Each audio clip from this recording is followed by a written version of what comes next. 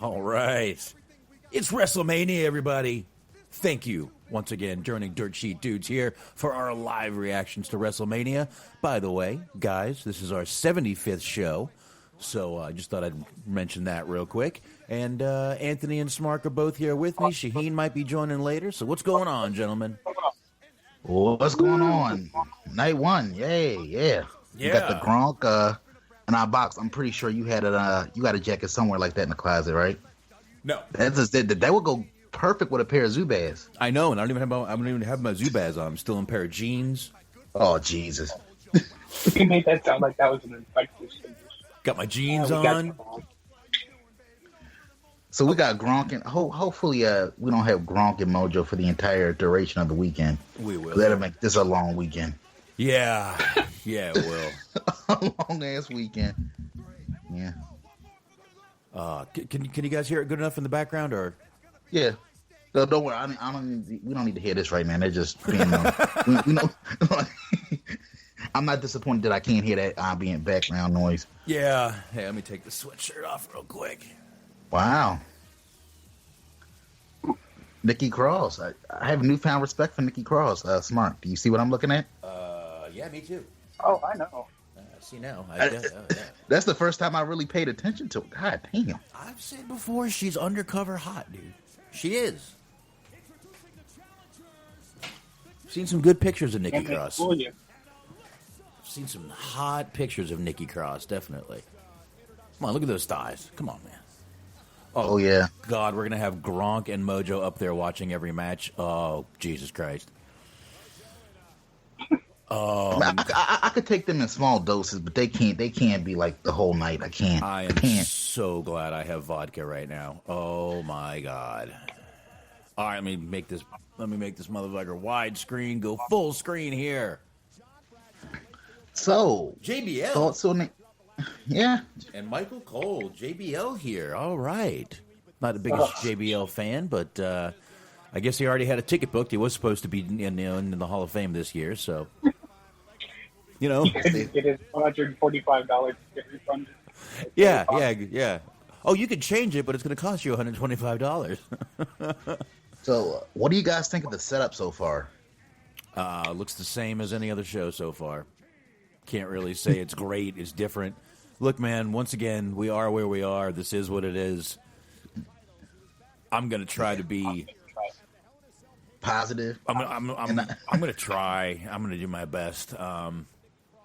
I don't know. And here come the Kabuki Warriors. Freudian slip there. That's good as well. I mean, there's what I want to do and what they are. You know what I mean? Anyway. All right.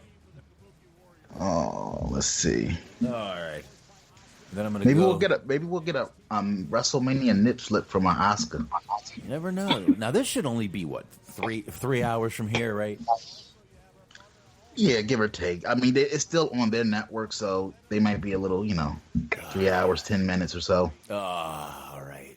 4, probably till 11ish. All right, it'll still be 9 o'clock here because it's only 6. It's only 6:15. I haven't even had dinner. Oh, DJ Paulie D on the wheels of steel, holding up the tag team titles. Oh my God, he does look like Paulie. Jeez, look. Hey, look, at least he got his WrestleMania phase, so at least somebody's taking this night serious. Hey, there you go, man. He said, fuck, I'm still going to be on TV worldwide, motherfucker.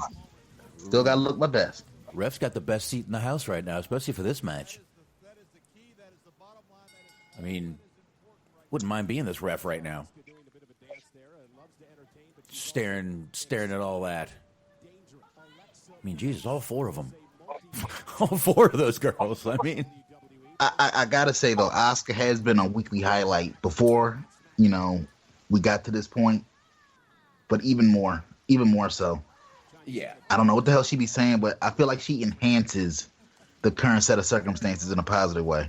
Oh, I don't care what she's saying. I really don't. Doesn't matter to me at all. I like the promos the way they're going.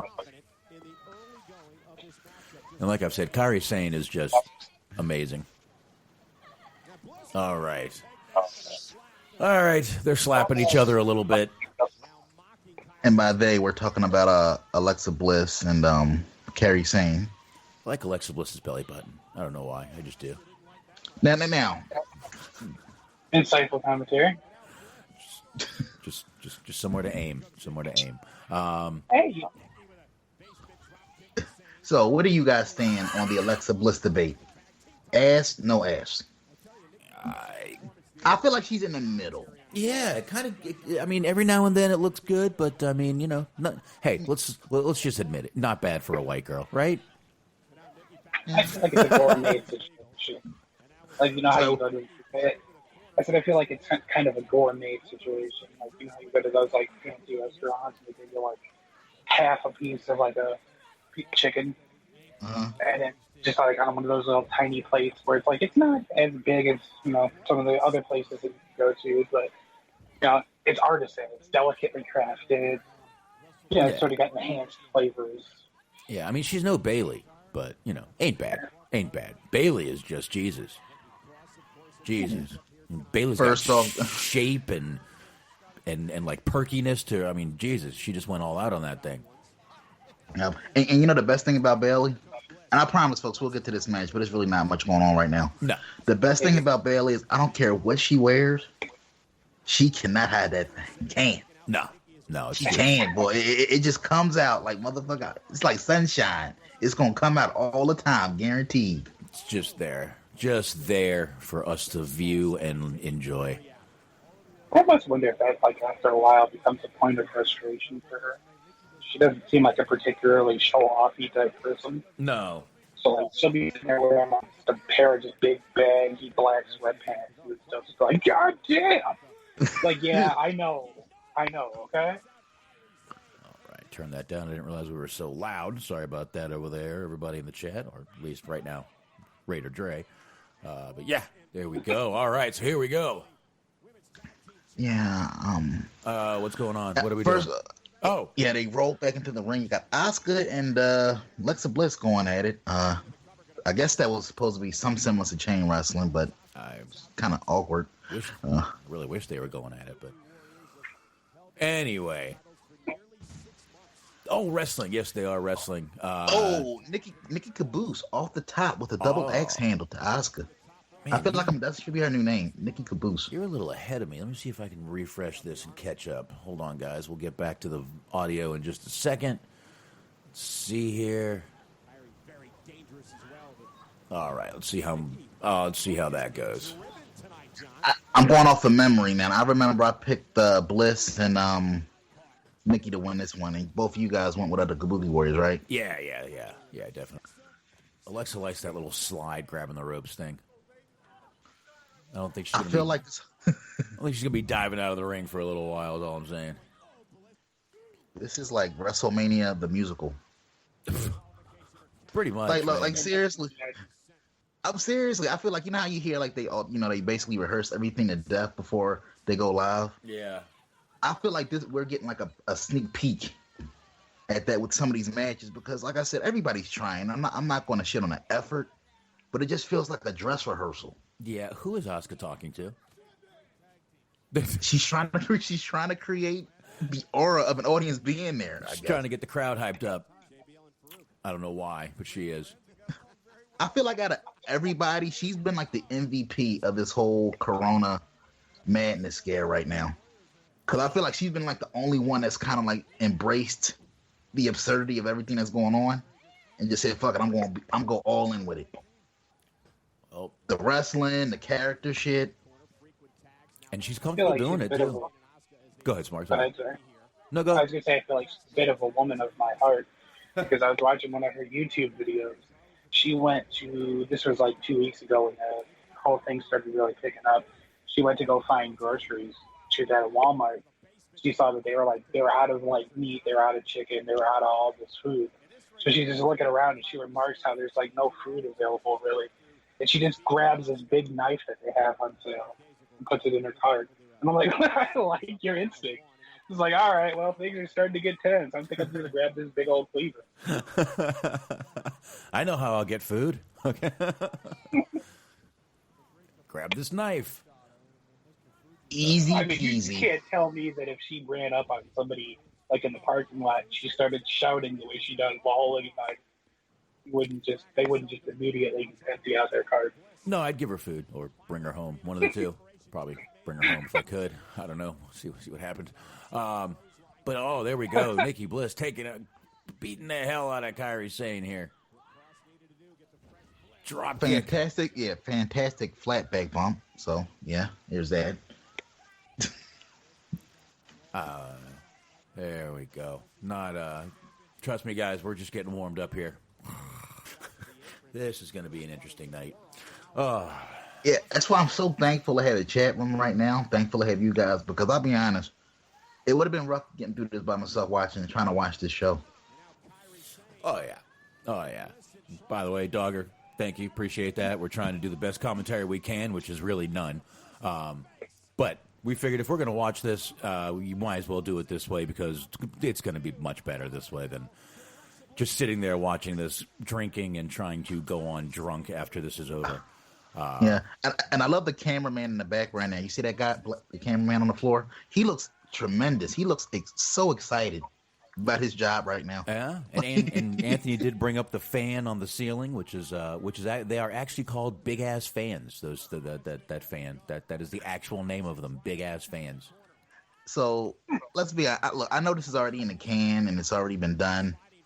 But if you're Vince McMahon right now, you think he's sitting somewhere just like, God damn. Like, I just pictured him just having a conniption fit, just having that scene with the big-ass fan going off in the background. That was like the most indie-rific I ever saw a WWE production look. Oh, man. Like I said, this is where we are. I'm sure Vince is crying somewhere in a corner right now. This is my WrestleMania. So, like, over-under. By the time I guarantee it, by the time the show is over, this WrestleMania, he's going to treat this WrestleMania like Chris Benoit. Never to be spoken of again. Mm-hmm. Or it's going to get redone, which I could see it happening, man. Yeah. Seriously? I could definitely see WrestleMania Redux. WrestleMania, the director's cut? Yes, I could see it after this is all over. I definitely could see him skipping a pay-per-view and adding a WrestleMania this year. Another one. The thing that worries me is I feel like they would probably be inclined to do one fucking Saudi, place one of the Saudi shows. Where it's like, greatest WrestleMania ever. Oh God, please no. Good Lord, no. No. Not that they haven't already, but some things are still semi-sacred. I would hate to see them prostitute the WrestleMania brand up to the fucking Saudi. Yeah.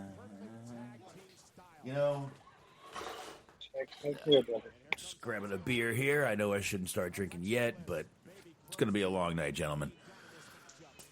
Get rid of these last 3 bottles. Oh, that was what was that Oscar just did? What would you call it? A modified go to sleep? Pretty much. I like Nikki bending over the ropes. Anyway, I'm just saying, I do. Isn't she married to Killian Dane? No, that's Sarah Logan. Who is? Wow. No? I think she's married to Nikki Cross is married to someone. I forget. Yeah. Whatever his name is, just call him Lucky.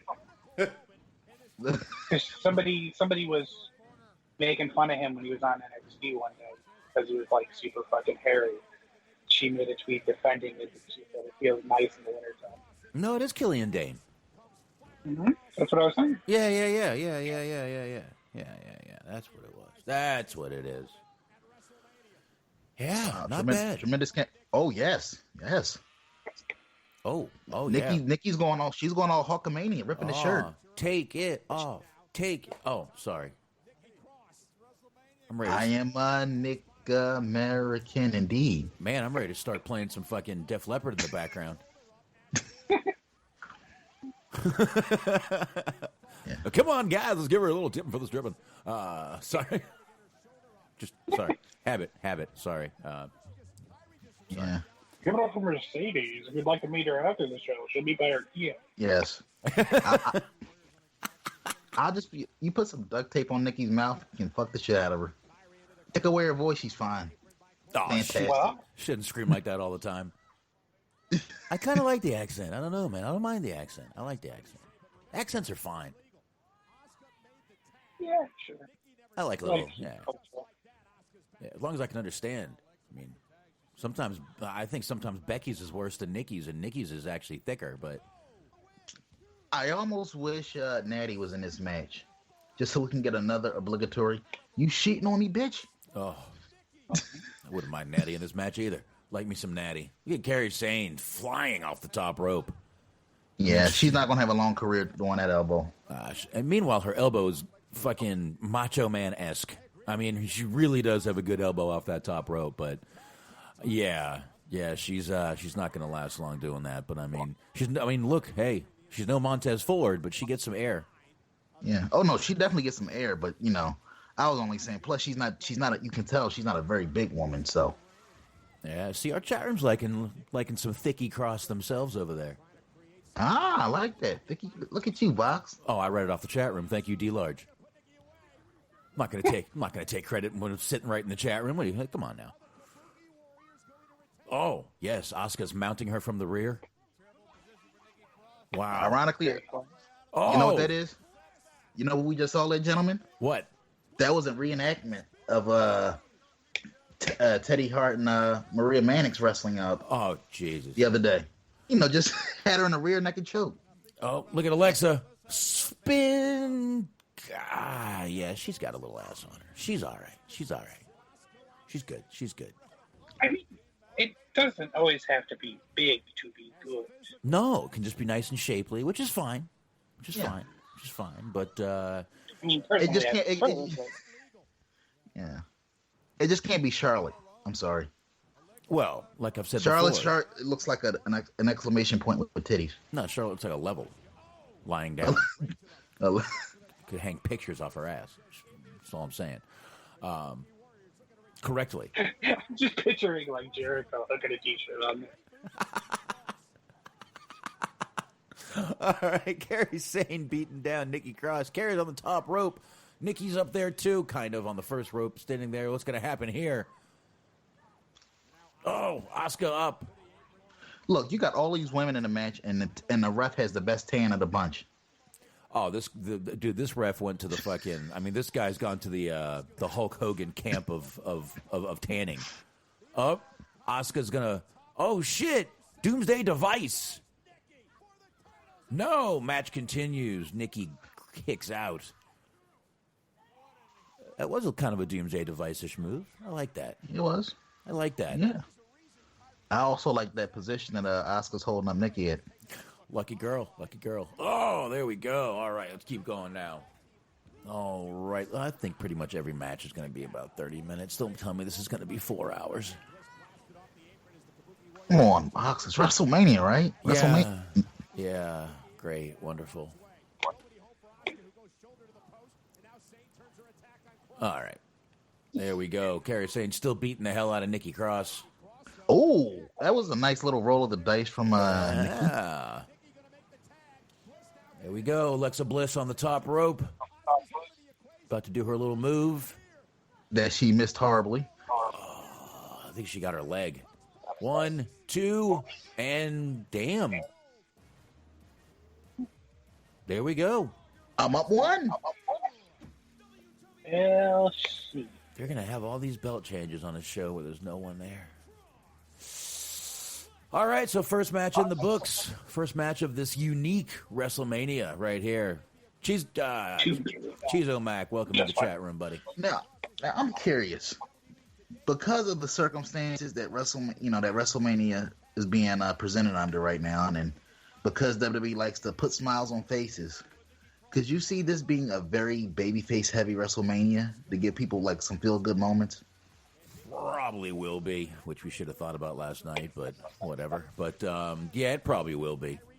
But I don't know. First match: Alexa Bliss, Nikki Cross, new champions, tag team champions. So here we go. What match is next? Oh, I forgot. They have to celebrate for a minute. each other's hair. Yeah, I mean that was The match Lexa- wasn't bad, but it was nice little match there. I know we kind of bullshitted through it, but it was a decent little match. Wouldn't you guys agree? Oh, sorry. Taking a drink there. Sami Zayn. Here, let's do this. The Intercontinental Champion, Sami Zayn. I love it. Amazing. Now, Sammy, for the last several months, you've bragged about being untouchable, but tonight that will inevitably come to an end because you have to defend your Intercontinental Championship. Smark, I think you're echoing. So, what are your thoughts heading into your match? Is that an I don't have any inevitability, light. though? Is it inevitable? Because, Not anymore. let's talk about inevitability. Everybody talked about the match at Elimination Chamber, the 3-on-1 against Braun Strowman. Everybody thought it was a foregone conclusion that Braun Strowman was going to plow through the Artist Collective and he would retain the Intercontinental Championship. But who is standing here right now at WrestleMania as the Intercontinental Champion? Me. That's who. Sami Zayn, the Great Liberator. That's who. And look, I know what everybody wants. Everybody wants to see Daniel Bryan get his hands on me and shut my mouth. And they think that tonight that's finally going to happen. They think that's inevitable. But there's nothing inevitable about it. Just because I have this match with Daniel Bryan tonight doesn't necessarily mean he's going to get his hands on me, because we are thinkers and we've always got a plan. But here's the one thing that is inevitable, Kayla. Tonight, I'll tell you this much. I'm going to do something that very, very few men have ever done. I am walking in to WrestleMania as Intercontinental Champion, and I am walking out as Intercontinental Champion. That Kayla is one fine little thing. Anyway, I mean, seriously, she looked like a midget beside Baron Corbin, who, was trying to play harmonica earlier. But, I mean, she looked tiny beside him. So, all right, a little commercial here. All right, guys, I'm going to go grab something to eat. I'll be right back. Smart. You seeing all these T-shirts? Does any of them strike your eye as something you need to have, or do you still even buy wrestling shirts? I mean, how could you not right now? They're having a sale. As you saw, you buy one, you get one for $1. How could you pass that up? No, honestly, I won't lie. I'm not the type of person that is too cool to wear something like that. The problem, though, is that their designs usually are just like really tacky looking. And then even when they come up with the cool ones, they kind of ruin it because they have that big old logo like right towards the bottom. So like, because I'm talking about the tag that they have on every one of their shirts, which, okay, fine, it's not a huge deal, but if you're a larger gentleman, it draws attention to your gut. You really don't want that, do you? Yeah. And honestly, I was more of a fan of the logo shirts, as we see a commercial for the main event available exclusively on Netflix this Friday. We got Shayna Baszler doing a little bit of shadow boxing in the background, yeah. And, I know we're going to make a lot of jokes and be very sarcastic tonight, but I really do feel sorry for someone like these people. It's their first experience at a WrestleMania, and they got to work under these circumstances. Yeah, I mean, it's less than ideal, but unfortunately, there's much worse scenarios. I have to eat. True. I have to eat during this fucking bullshit match. Oh, I'm gonna throw up. So ladies and gentlemen, that's just Boxman hiding his true feelings for his favorite wrestler of all time. Oh, this piece the one, the only King Corbin. Jesus, look, Corbin fire. throwing out the big smile for you, Box. Look at that. Yeah, I think I'm just gonna go on mute and eat a couple pieces real quick. There we go. Come on, Box. You watched a little bit of the pre-show earlier. Did you enjoy his appearance on there? No, I felt like he sang that just for you. No, not at all. No. I was looking at Kayla Braxton. And then, when he started playing the harmonica, I was looking for my gun. About to pull an Elvis? Me and our boy Dwyer were about to be really good friends. Oh, jeez. You can either pull an Elvis or you can pull a Cobain. Either one. Oh, Elvis. Not necessarily. Pull an Elvis. How am I going to fake my death? Well, yeah, I was going to say Cobain would be a lot harder because you would have to get your wife to kill. What just happened here? Uh-oh. looks like Box is gonna Nah, I guess I guess we were jinxed because there's a Corbin promo currently going on right now. We don't need to hear that. Suddenly everything just locked up suddenly. Now I gotta say, Box. I know you're not to happen. Box. I know you're not a Corbin fan, but you gotta admit the little fight scene with him and Elias, the way they filmed that was pretty cool with the fall. Yeah, great production. And I actually liked it when they did like a little video package on it, and as Elias falls, you hear that old school Mortal Kombat yell in the background. Yep, here it is. Actually, they're playing it now. Yeah, whatever. Shot well. They can, like I said, this is the shit they can do now. They need to keep it up while they can. What's gonna feel even All right, I'll play it. Is getting my second win at WrestleMania in a row. So, referee, I demand that Elias is forced to forfeit because he isn't here. So you count to 10, you get in this ring, and you raise the king's hand in victory. I am the victor. Wait a minute. Oh, shit. I'm sorry to be rude and eating on the air, guys, but I'm really hungry. Box Flair over there. I'm apologizing at least. If that guitar doesn't break, go. Yes. Yes. Break that guitar over his back. Now take the guitar strings and... Oh, wait a minute. I'm sorry. Okay, wow. We got a badass Elias. I don't think we're going to get a song out of Elias, and I think he's going to be in badass mode for this match. He's got nothing to play at this point. He broke a fucking guitar over his back. No, but I like this, man. I like this. I'm liking how this match started off. All action. Because, these two aren't going to wow. Neither guy's going to wow you with technical expertise in the ring. So, no, this is best for this to be a brawl. Probably not going to be a long match. Got Jessica Carr in there as a referee for this one. Thank you, Box, for letting me know her name. Because I did not. I knew they had a female ref, but I didn't know her name. Yep, there Thank you go. All right. Corbin on the ropes. Bell rang. We got a match right now. I got a bad feeling Corbin's going to win this, but... Jessica Carr has a great resting bitch face. She kind of looks like a heavy Ronda Rousey. Speaking of resting bitch face. She does. Look at her. No, she actually looks looks like a thicker version of Aubrey Edwards. A little bit. Maybe it's the ponytail that's giving me those vibes. Could be. Definitely could be. I'm sorry, Smart. What were you saying? Oh, no, I was just saying Box was not wrong with that comparison. No, she looks like, and I'm not, by the way, I called her heavy. She's not fat at all. Not by any means. She's just not a skinny little thing either. She's right in the middle. All right, Elias picking up Baron Corbin. Chop to the chest. Oh, Jesus, Elias. I think that's what Anthony was owing right there. I'm going to have to refresh one more time in a minute. Wow, you can really just hear everything going on, though. Oh, I can't wait for the Cena match. Because I'm sure there was some heavy fucking editing on that shit. With the... I'll get into it more when we get to the Cena match, but man. Oh, yeah. with no crowd, with no audio in the background, Jesus. Jump! Go! Hit me! Oh, it's going to be really fun. All right. Corbin getting a little bit of a... kind of overtaking Elias here a little more.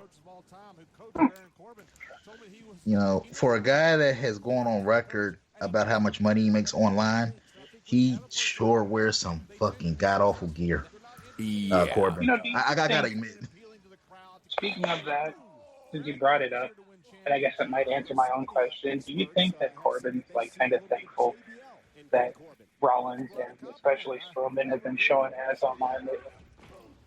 Because it seems like he kind of got pushed he got put on the back burner in terms of douchebaggery. He's just been kind of laying low. Listen, you can kind of... There's different levels of douchebaggery, and his is just sucking his own dick. I mean, and that's all it is, and nobody wants to... And really, no one cares. WWE gears towards the middle-class people out there that are actually fucking working and doing shit, And he's out there like, I make more money than all y'all. Go suck my balls. Ah, fuck you, dude. I was driving that same car in my 20s, too. Fuck off. Fucking big dick with ears. Couple of arms. I'd work on the phrasing there because I feel like you would enjoy the first part of that. Shitty tattoos on his arms. Did you see that shot of Cole? He's just sitting there like, I'm sorry. JBO's like elbows on the table, like yeah. JBO's like, you're talking to him, right? Right. Like, I wonder if Cole's thinking to himself, "Am I really essential?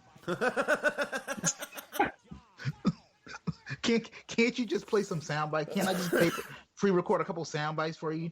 I don't need to be on camera anyway. They won't know the difference." Cole, as you make me say the same four phrases, you can just get a dial with a little drawstring. Cole's going to take that WrestleMania payday if it's up there. Trust me. Payday, but seriously, what kind of? But seriously, there's no gate to work off of. So what do you think the paydays are going to be like for this quote unquote WrestleMania? I can't see him being very good this year. I don't know. I couldn't even judge what they're going to bring it off of. I mean, Mark Henry said that they may get 200 million viewers. Did you hear that on TMZ? Yeah, I want to like Mark Henry, but man, he's been getting roasted all day. But man, he deserved that roast. I'm sorry. I want to like Mark Henry, but that was a dumbass comment to make.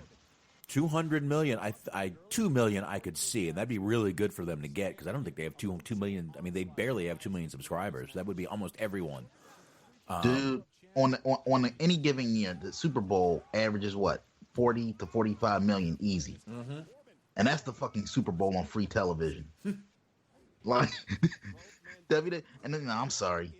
Like I said, they'll get like if I had to wager a guess, I would say maybe between 1.5 and 1.8 million. I could see something like that. Yeah, I mean, literally 200 million. There's like what 329 million on the planet. Oh, I'm sorry, in the United States. You know, that's a lot of people watching wrestling right there. They would have much better ratings. I'll tell you that now. I mean, they're struggling right now for like 2 million. Right. Oh, Elias chewing the rope. That's nasty, dude. Don't you know there's a virus out there right now? People are sweating on that rope and and he's chewing it. Yeah. Okay. A lot of tributes to Hulk Hogan tonight with the T-shirt ripping. I see. Trying to eat, goddammit. Over there chewing ropes. Stomping a proverbial mud hole in him. Yeah, you're right. So far, 2 T-shirts ripped off tonight. Oh, Elias got him in the same crossroads, basically. I don't even remember picking a winner for this match. Do you guys? Yeah, I know I did not pick Corbin. I know that. Hey, Box, when you get a free minute, if you could, I'm a little bit ahead of you. Is there anything that can be done about that? Surprisingly. I've refreshed about 20 times already. Well, no worries, then. You might hear me call something. How about you pause for a few seconds, huh? So, because it seems like me and Smart are on the same page in boxes. See, Box, that's what happens when you're too salty on a broadcast. I know my TV is ahead of my internet. I can tell you that. Mine too. Because when I just went out to get pizza, when I walked back in this room, it was playing what was just on my television. So my TV is probably where you guys are at. Maybe I should go shut my TV. Because I have 2 networks running. Maybe that'll help. Give me a minute, guys. Let me go do that. I don't know if it will help, but I can try it. Hold on. Hey, Smart, do those spots annoy you too? When guys come off the top rope and it's obvious they're not going for anything in particular? Sort of. Like, honestly, it's a weird thing, but I've seen it happen so many times. Like, it's been going on ever since I was a kid watching. So, I just sort of become used to it. Like, they call, I think it's OSW, they refer to it as the flying nothing, where they just jump up in the air and they're not going for anything other than just being countered. Yeah, this been a good, I'll be honest, jokes aside, this has been a pretty decent brawl, so I've enjoyed this match, but that spot with Elias coming off the top rope, it didn't annoy me, it was just kind of awkward. And some people, and then of course some people do it better than others. And some people, like, they have their patented moves that they go for. So you could see how they would be trying to go for something, but when there's somebody who doesn't really do a lot of top work, and then they just arbitrarily go up there and jump off, and then they get countered, like, it's coming, even more so. All right, got WrestleMania back up here. And I refreshed. Thank you. All right, so let's see what's going on now. All right, so this match is still going on, huh? Come on. Like I said, I know he's not your favorite, but this has been a pretty decent brawl. Good job. She caught him cheating. Anymore. What? Oh, hold on. I was going to say, not so much anymore. No. Oh, 1, 2. Yes. Corbin just got out-healed. Yes. By a babyface. Hell yeah. Now stick Corbin in a fucking chamber somewhere. Get him out of here. That actually surprised me, given Corbin's place on the pecking order. Yet I am 0-2 so far. Well, you can see how good the crowd is into Elias. There is people back there, though. If you look over there, over Corbin's shoulder, there's people over their shoulder. There were some people there. Yeah, looking bored to tears. See if they can show that shot again. I don't think they will, but there were some people back there. Oh, man, they missed a golden opportunity. You could have had, like... Because I know you can only do so many people. But you just have 2 people in the crowd. Those 2 people, Patterson and Briscoe. That would have been great. This is some great stuff, Mr. McMahon. Oh. There we go, Elias. I've been watching a lot of like older content lately since there's nothing going on right now. And one of the things, there was a show called WrestleMania Rage Party. It was for WrestleMania that happened in 99. So 15. Anyways, there was they showed like it was like a concert and they had some promos and whatnot. Anyways, it happened in this venue and Heenan on the first episode of Raw, Patterson and Briscoe kept trying to sneak into the venue. Well, they managed to successfully sneak into the venue, but they did so in drag. So they were in drag. They took their outfits off, switched into suits, but they still had their makeup on. Well, I say that to say this: they were cutting a promo backstage with Vince was cutting a promo, and he sees Patterson and Briscoe walk up, and he looks at Pat Patterson like in just full face makeup. And just doesn't say anything, which is kind of funny if you know what you know now. He's just like, yeah, that's Pat. Anyway, so guys. Yeah, that's Pat. He probably just, not the first time I've seen that. So we got the women's title match coming up now. All right. Wow. Actually surprised to see this going on so early. It's going to be the only one tonight.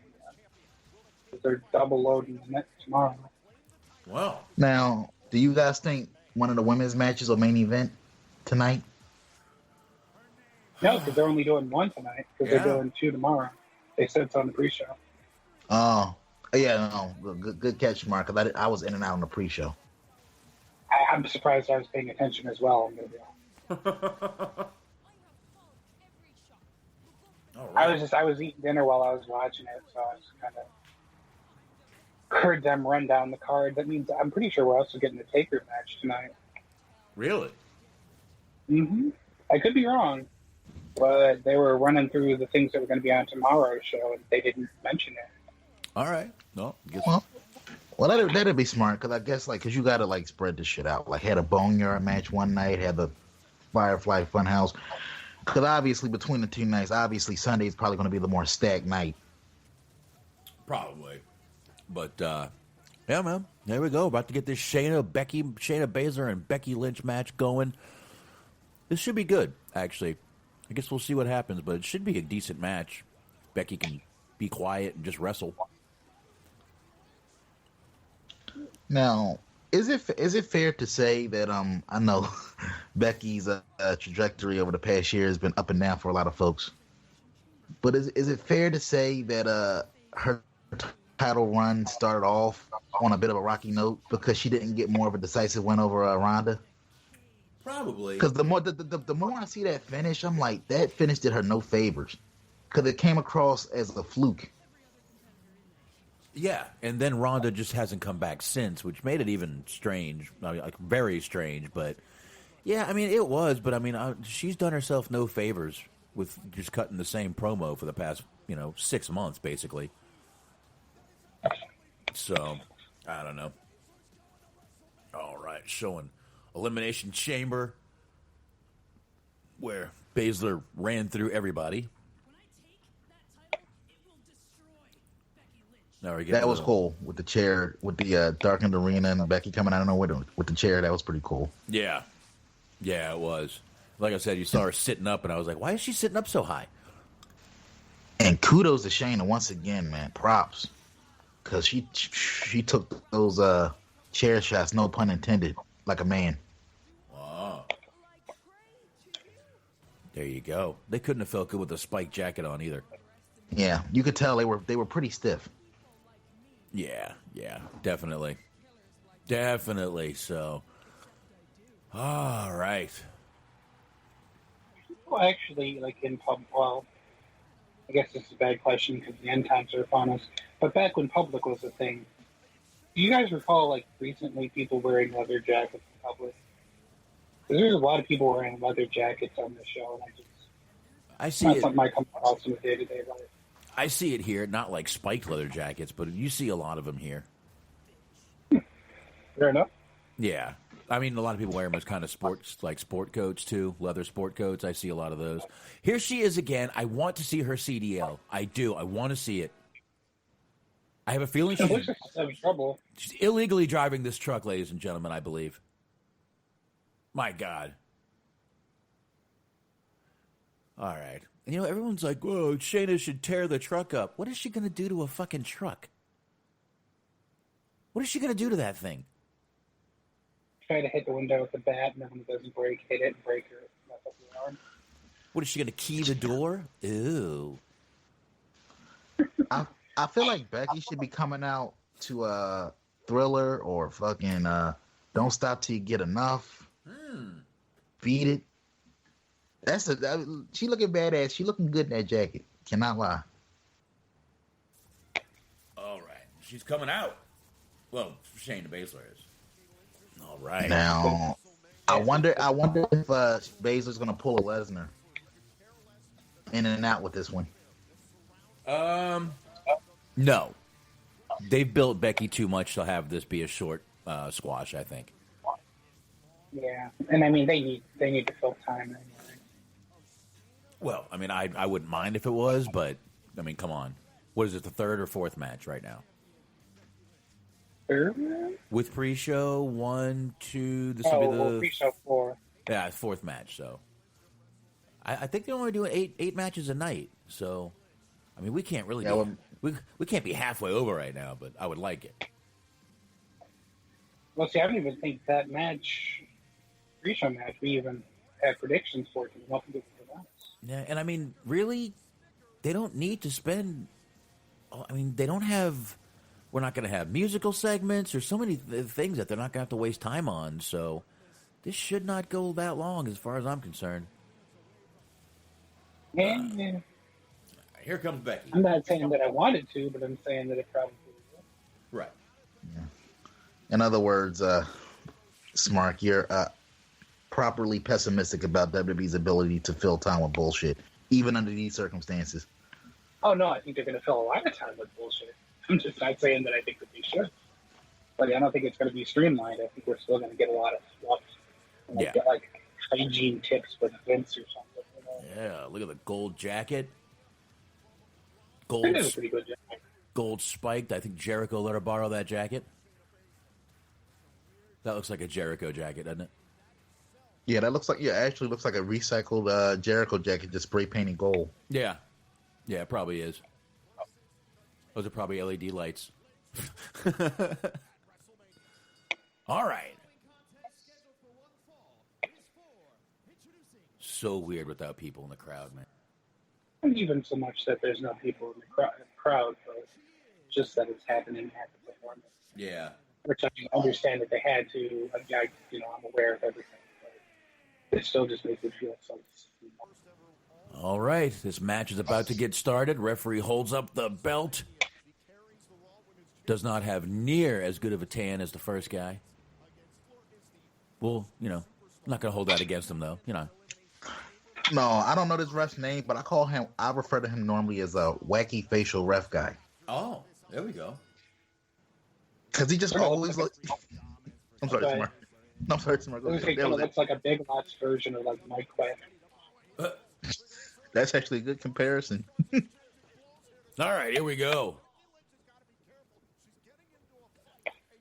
Swift kick to the ass from Baszler to Bex. Yeah, this is starting off pretty fast, too. These two are going right at it. Oh, kick to the stomach, Baszler. I just saw Saxton suit for the first time. Kicking the hell out of him. Yeah. Probably not. All right. And by the way, we got looks like Tom Phillips and Byron Saxton down there now. So I'm saying I just saw Brian Saxton suit for the first time. Yeah. That is something else. Yeah. Oh, she's gonna swing her. No. Wow, the hell? What the hell was that? So, Box, let me ask you something. Yeah. Hypothetically speaking, if you were working for WWE under these circumstances, would you dress to the nines like Tom Phillips, or would you say fuck it, Zubaz? Oh, come on, man. It's and a Gold's Gym tank top. It's WrestleMania. Got to dress up. I mean, there's still probably, not to be completely unfun about this answer, but there's still probably some guidelines that they force them to follow. Yeah, I'm sure. I mean, look at me. I wore jeans instead of Zubaz. I dressed up. It's WrestleMania. Have a shirt on. Me too. Yeah, shirt. Everything. Not to brag. I mean, I didn't, I don't have any, I got nothing in my hair, but, whatever. You didn't listen to Anthony's advice? You didn't take care and gel your hair? No, just rocking the Jufro here. Nothing I could do. Headphones taking care of it, though. It's all good. I feel like we didn't ask the $1 million question because you had mentioned multiple times you were eating pizza. What kind of pizza was it? What was that? What kind of pizza did you have? You had mentioned before that you had pizza, so that's $1 million question. Yes, it was Pizza Hut, pepperoni and bacon. Pepperoni and bacon. Me and my 7-year-old both like that. My 11-year-old gets pineapple and bacon, and I just can't do pineapple on pizza. It's freakishly unnatural to me. So I just don't do it. Can't do what on pizza? I'm sorry. Pineapple. He gets He can't do pineapple on pizza. Pineapple. I was about to ask how we felt about that. There's actually some good chain wrestling we just saw. Yeah, no pineapple. How do we for feel me. about pineapple? Yeah, no pineapple on pizza for me. I don't like the fruit and the sauce. It just doesn't make sense to my taste buds. Okay. Believe it or not, it actually works for me. It's not my go-to for pizza, but it's not bad. I enjoy it. I also enjoy barbecue sauce on pizza. But pepperoni, pineapple, sometimes chicken.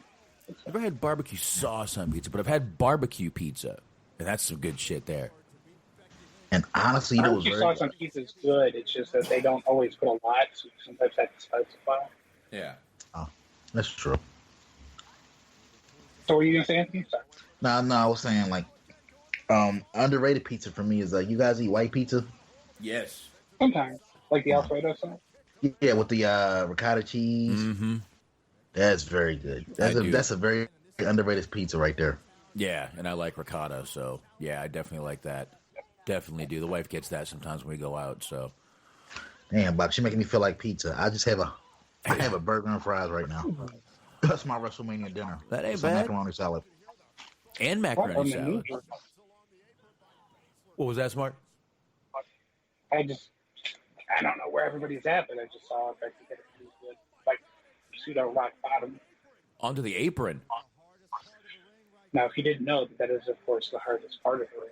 Oh, I had no clue. Had no clue. But now I know. Now I know.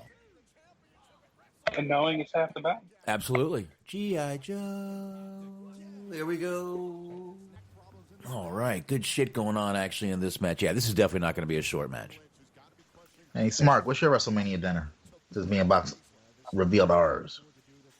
Well, I mean, ideally, pizza would be nice. With some boneless chicken wings. Boneless chicken wings fan. Tonight I had turkey sandwiches with some bacon and some lettuce. Ooh. Toasted bread. It was good stuff. Ooh. Now, you see, D-Large is saying buffalo chicken pizza. Another thing I don't care for on pizza is chicken. I like chicken on pizza, but I don't care for the buffalo chicken pizza because usually there's some ranch involved. I don't like ranch. And now you see, I love chicken. I'm chicken and chicken wings, chicken breast, chicken. I love chicken. But I just, for some reason, that's another thing that's just freakishly unnatural on pizza to me. I don't know. Again, my taste buds just don't care for it.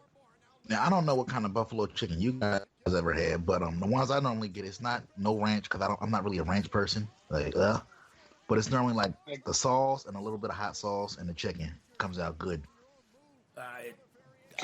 I don't care what kind of chicken. I just don't like chicken on pizza. It's kind of another thing is I'm not really a big hot sauce person.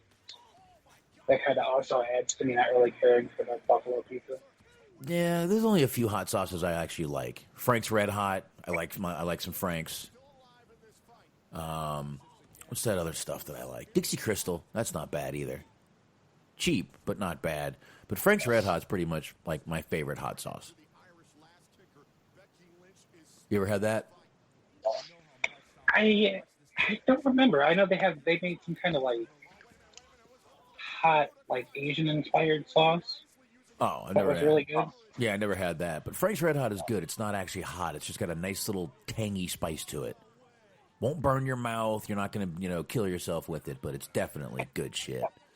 Oh, Yeah, 'cause Cholula. that's another issue. I hate that stuff where people just the spice over the flavor. Yeah, Cholula. That's the other good one, Cholula. Okay, I've heard of them. Yeah, Cholula and Frank's Red Hot are probably the two that my go-to hot sauces. Yeah. Yeah. Speaking of hot, this has been a hot match. Actually, has. It's been really good. Yeah, we probably should have been talking about it more, but yeah, they are beating the hell out of each other, which I did expect. The fucking swing set move that Shayna does that she did to Becky on Raw this past week. She did again, and that does not look like it's a fun thing to take at all. No, that can't feel good to any part, especially the shoulder. Oh, there we go. Shayna breaking the count, coming back out. Guess I'm gonna have to fucking refresh again. How are y'all so ahead of me? Hey, it started up an hour ahead. I had mine on too, but here we go. I'll try again. Get back into this match. All right. Maybe it's because I'm on full screen. I don't know. Are you watching on your computer? Yeah. I don't know if that makes any difference. I'm watching on my old PS4 over here. Well, I'm watching on my Fire Stick, which is Yeah. on my computer. Trust me, if I was watching on my laptop right now, I'd be fucking 18 minutes behind y'all probably. Yeah, I don't have a choice. I mean, this is the only way I can watch it, have sound, and do all this is on the computer. So yeah, I'm watching on my my PC on the big screen up here.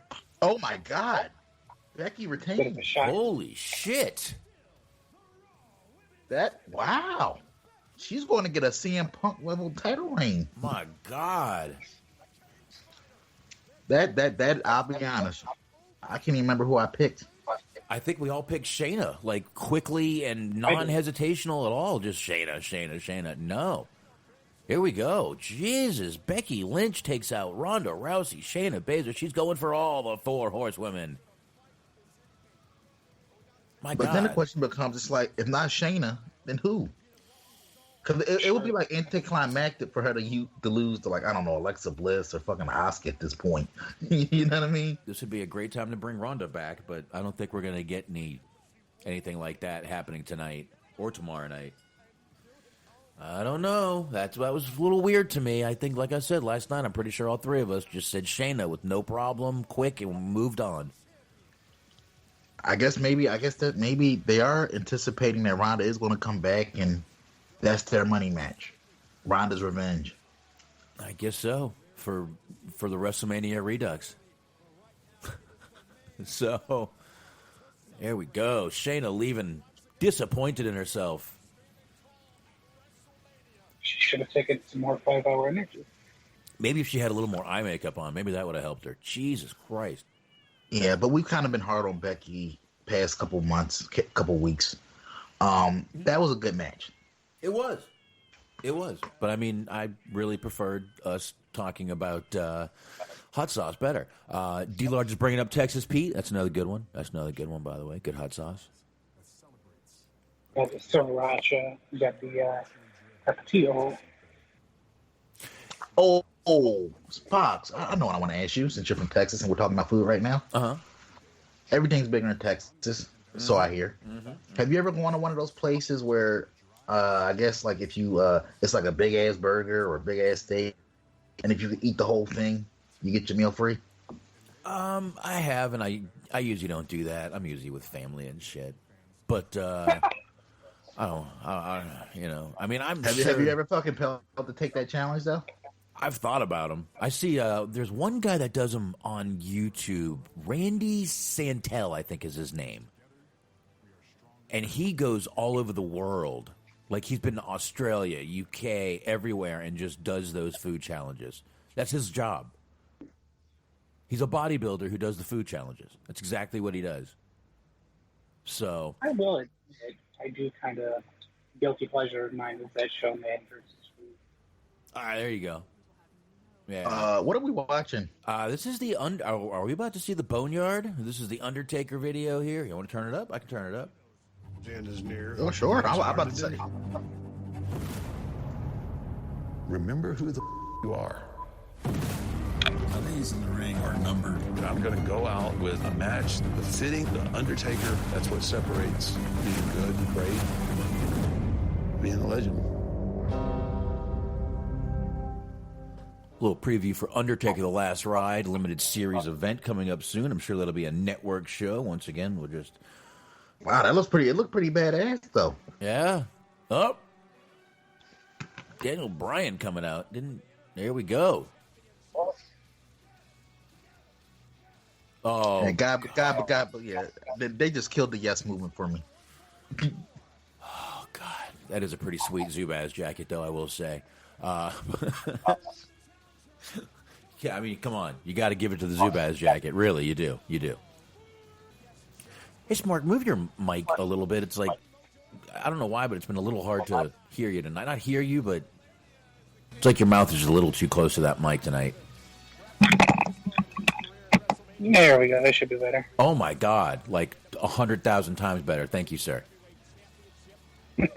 I was sitting there like, I mean, I know I did a few shots and I've been smoking all day. I'm like, I might just be fucked up and can't hear him. And then I'm like, you know what? Let me just ask him. No, much better. Much better. All right.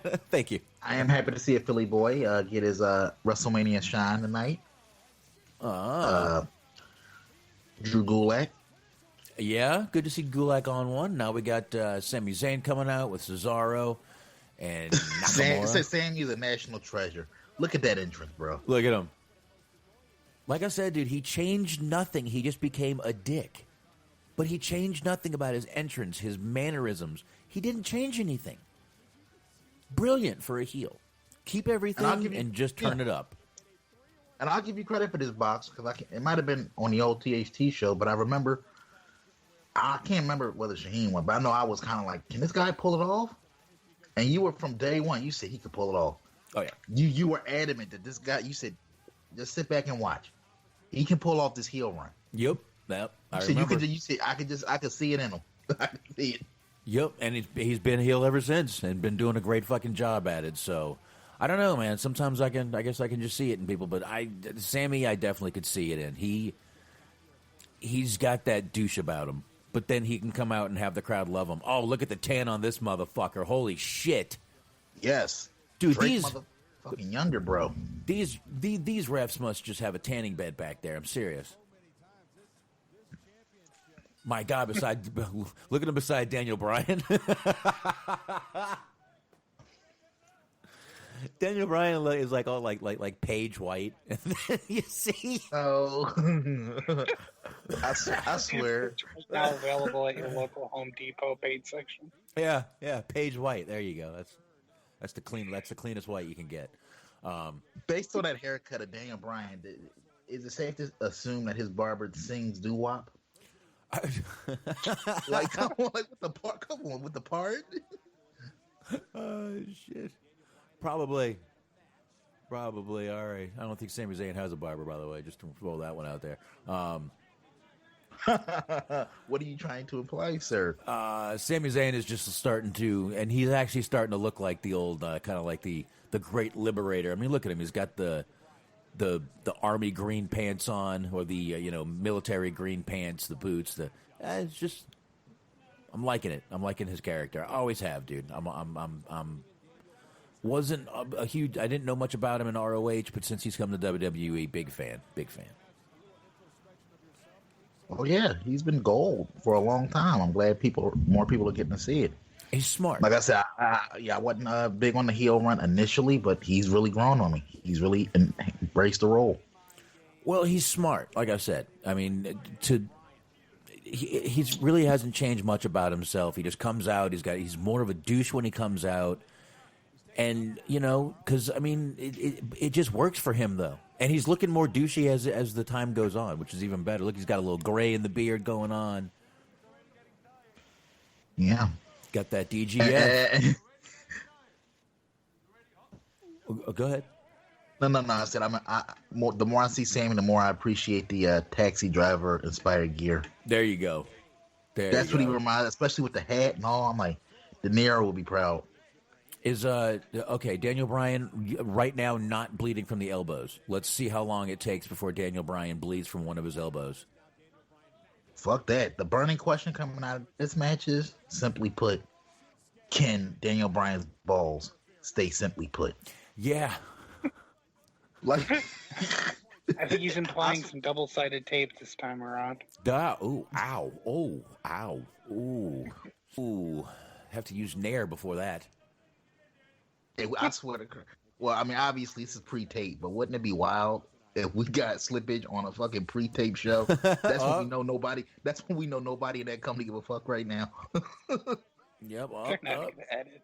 Yep. Daniel Bryan chasing him. Cesaro and Nakamura keep getting in the way as Daniel Bryan's chasing Sami Zayn around the ring. Gulak takes out both of them though.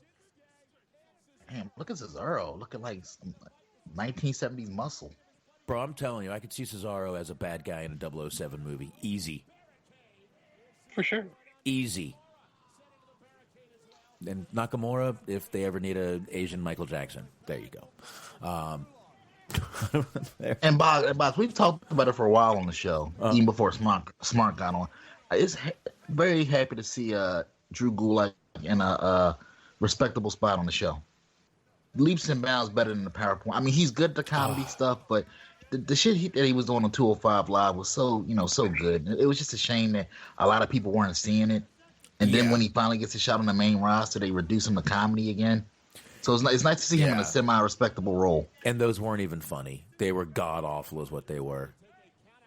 They were just awful. Oh, Zayn tries to walk away. Daniel Bryan slides out, beating the hell out of him on the ramp, drags him by his hair back to the ring. Trying to keep up with the match a little bit, guys. Just a little. I mean, I'm not going to sit here and do play-by-play. You don't pay me enough for that shit. Matter of fact, I pay for this, but anyway. I mean, we pay to do this. We have Daniel Bryan mounting Sami Zayn. That's all you wanted to say. Down. He's mounting him. Oh, my God, he's raining men on him. I mean, it's... Oh, gee, there we go. Now what? I was waiting for a while to do this, so everybody just kind of take a step back from their headphones. What a maneuver! Jesus, Daniel Bryan dragged Sami Zayn back in by his leg. That didn't look like it felt good either way. And honestly, look, you see how he has the head kind of grapevine there? Yeah. That's actually like, if you're ever in a real fight. Jesus. Ooh, I just saw what you saw, Smart. You're ahead of me on that one. Oh, a little my bit. good God. Oh, Yeah, Daniel. It's not Come good on, for the head. come on, come on, I Box. mean, his head smacked square against that barricade. No mas, Daniel. No mas. Oh, wait, I think his left elbow is bleeding. Well, let's see. We'll see in a second here. Got the- Hey, look. Hey, guys, let's just be thankful that he Nothing took on the that. right. Let's just be thankful he took the flying headbutt out of his repertoire. Yeah, but they still let him do the crossface. Which, You know who the only person that actually got away sort of got away scot-free from and still did that move? who? Bam Bam. Bam. You're right. Bam Bam did it all the time. He did pass away, but that was entirely unrelated. Yeah, here we go. I got Shaheen. See if we can get Shaheen jumping on here with us. Well, that's because Bam Bam, he did it like a belly flop. Benoit would do like a fucking swine dive. Yeah, there we go. Night Yeah. after night. Got Shaheen over there What's with up, bro? a Marilyn Manson shirt on. What's going on, man? Yo, what's going on, dude? Not much over here watching this wonderful WrestleMania. This is so fucking depressing. This is so depressing. Come on, damn. Dude, I don't know if I can do this tomorrow. Yo, we started out with Mojo Rawley saying they got the perfect person because he's the party animal and he's known for starting parties that last 30 hours. Like, yo, no. Don't tell me this shit's gonna be 30 hours. What the fuck is wrong with you? Don't start the show with that shit.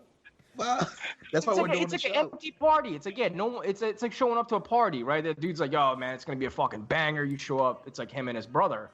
And he's like, yeah, dude, we're gonna go fucking 3 days long, brother. This is gonna be fucking popping. It's like, not, it's empty. I don't want to be here for 30 days. This is crazy. Fucking unbelievable. This is horrible. This is horrible. Not Clearly, even Shaheen's not enjoying the show. Thank you for joining the show. We got Shaheen from Wrestling Overdose here. As you can see, he has been overdosing on wrestling lately. Dude, to enjoy this, you might have to overdose on another substance just to be able to tolerate this shit. I've got beer and weed, and wife's got vodka, probably. We'll be good here. I'm fine. And that's why we're doing a round table, because I couldn't watch this by myself. So that's why we're here right now.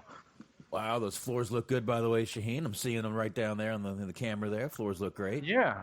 I just finished it tonight. So if people don't know, my house got flooded, and with the coronavirus, no one's coming out to help. Not the insurance company, nobody. So I'm just on YouTube learning all the tutorials on how to do all this shit. So Good job, though, man. Yeah, looks good from here, man. Looks good from here. appreciate it. Plus, it saves me money too. By the way, my neighbor, the reason I'm late is because like the cops show up here. And you know me, I'm like working on the house. I'm blowing back blunts. I'm like, yo, what the fuck? I'm like, Oh, that's tremendous. whoa, this is about to get real fucking bad for WrestleMania tonight. You know what I mean? And like WrestleMania just started, and I'm like, this is the wrong way to start this shit. Oh, I'm like, dude, this is not good. So they go to my neighbor's house, and I'm like, whew, all right, well, fucking, at least it's not me. And then, you know, the ambulance comes and they got all these fucking masks and hazmat suits and shit. And I'm like, did my neighbor get the virus? And then they took her out on a fucking bed with the fucking inhaler and everything. I'm like, I'm kind of freaking out now. I'm like, whoa, dude, this is so scary. Yeah, might have the Rona. But I mean, you said your closest neighbor is like, what, half a mile away or something like that? So hopefully you'll be all right, man.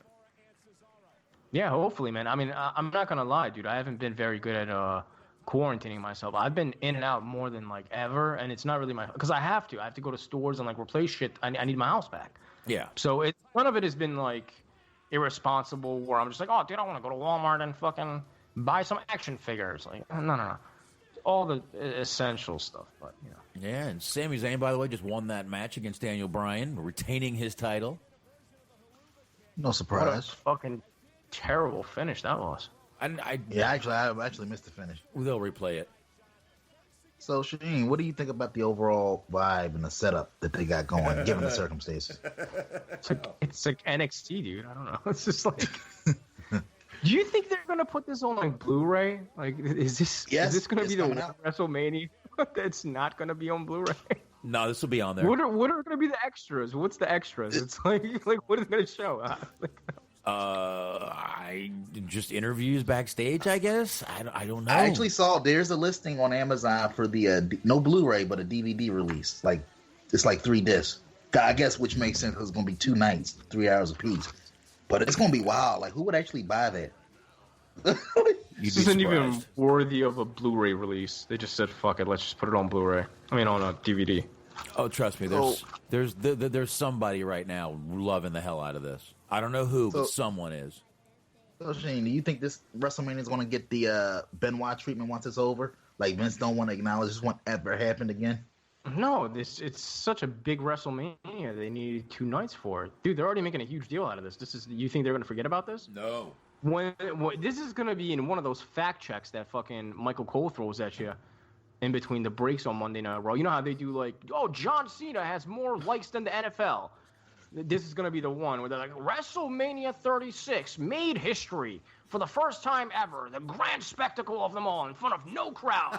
And it was too large to handle, so it took the whole fucking weekend. They love this shit. They're already fucking... Oh, yeah.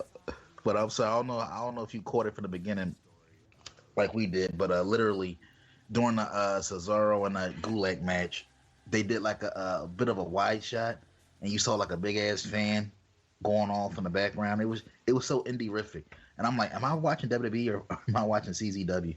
I just pictured Vince just wanting to shut the whole shit down after seeing that shot.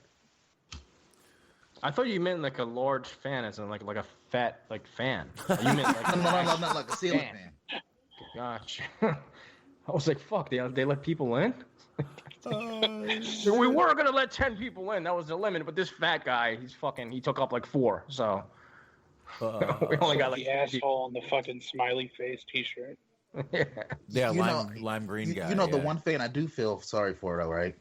Overexcited. And she don't know who I'm talking about. They call him Ringside Charlie. He was an ECW guy. Yeah, he brought some of my friends, man. I love that dude.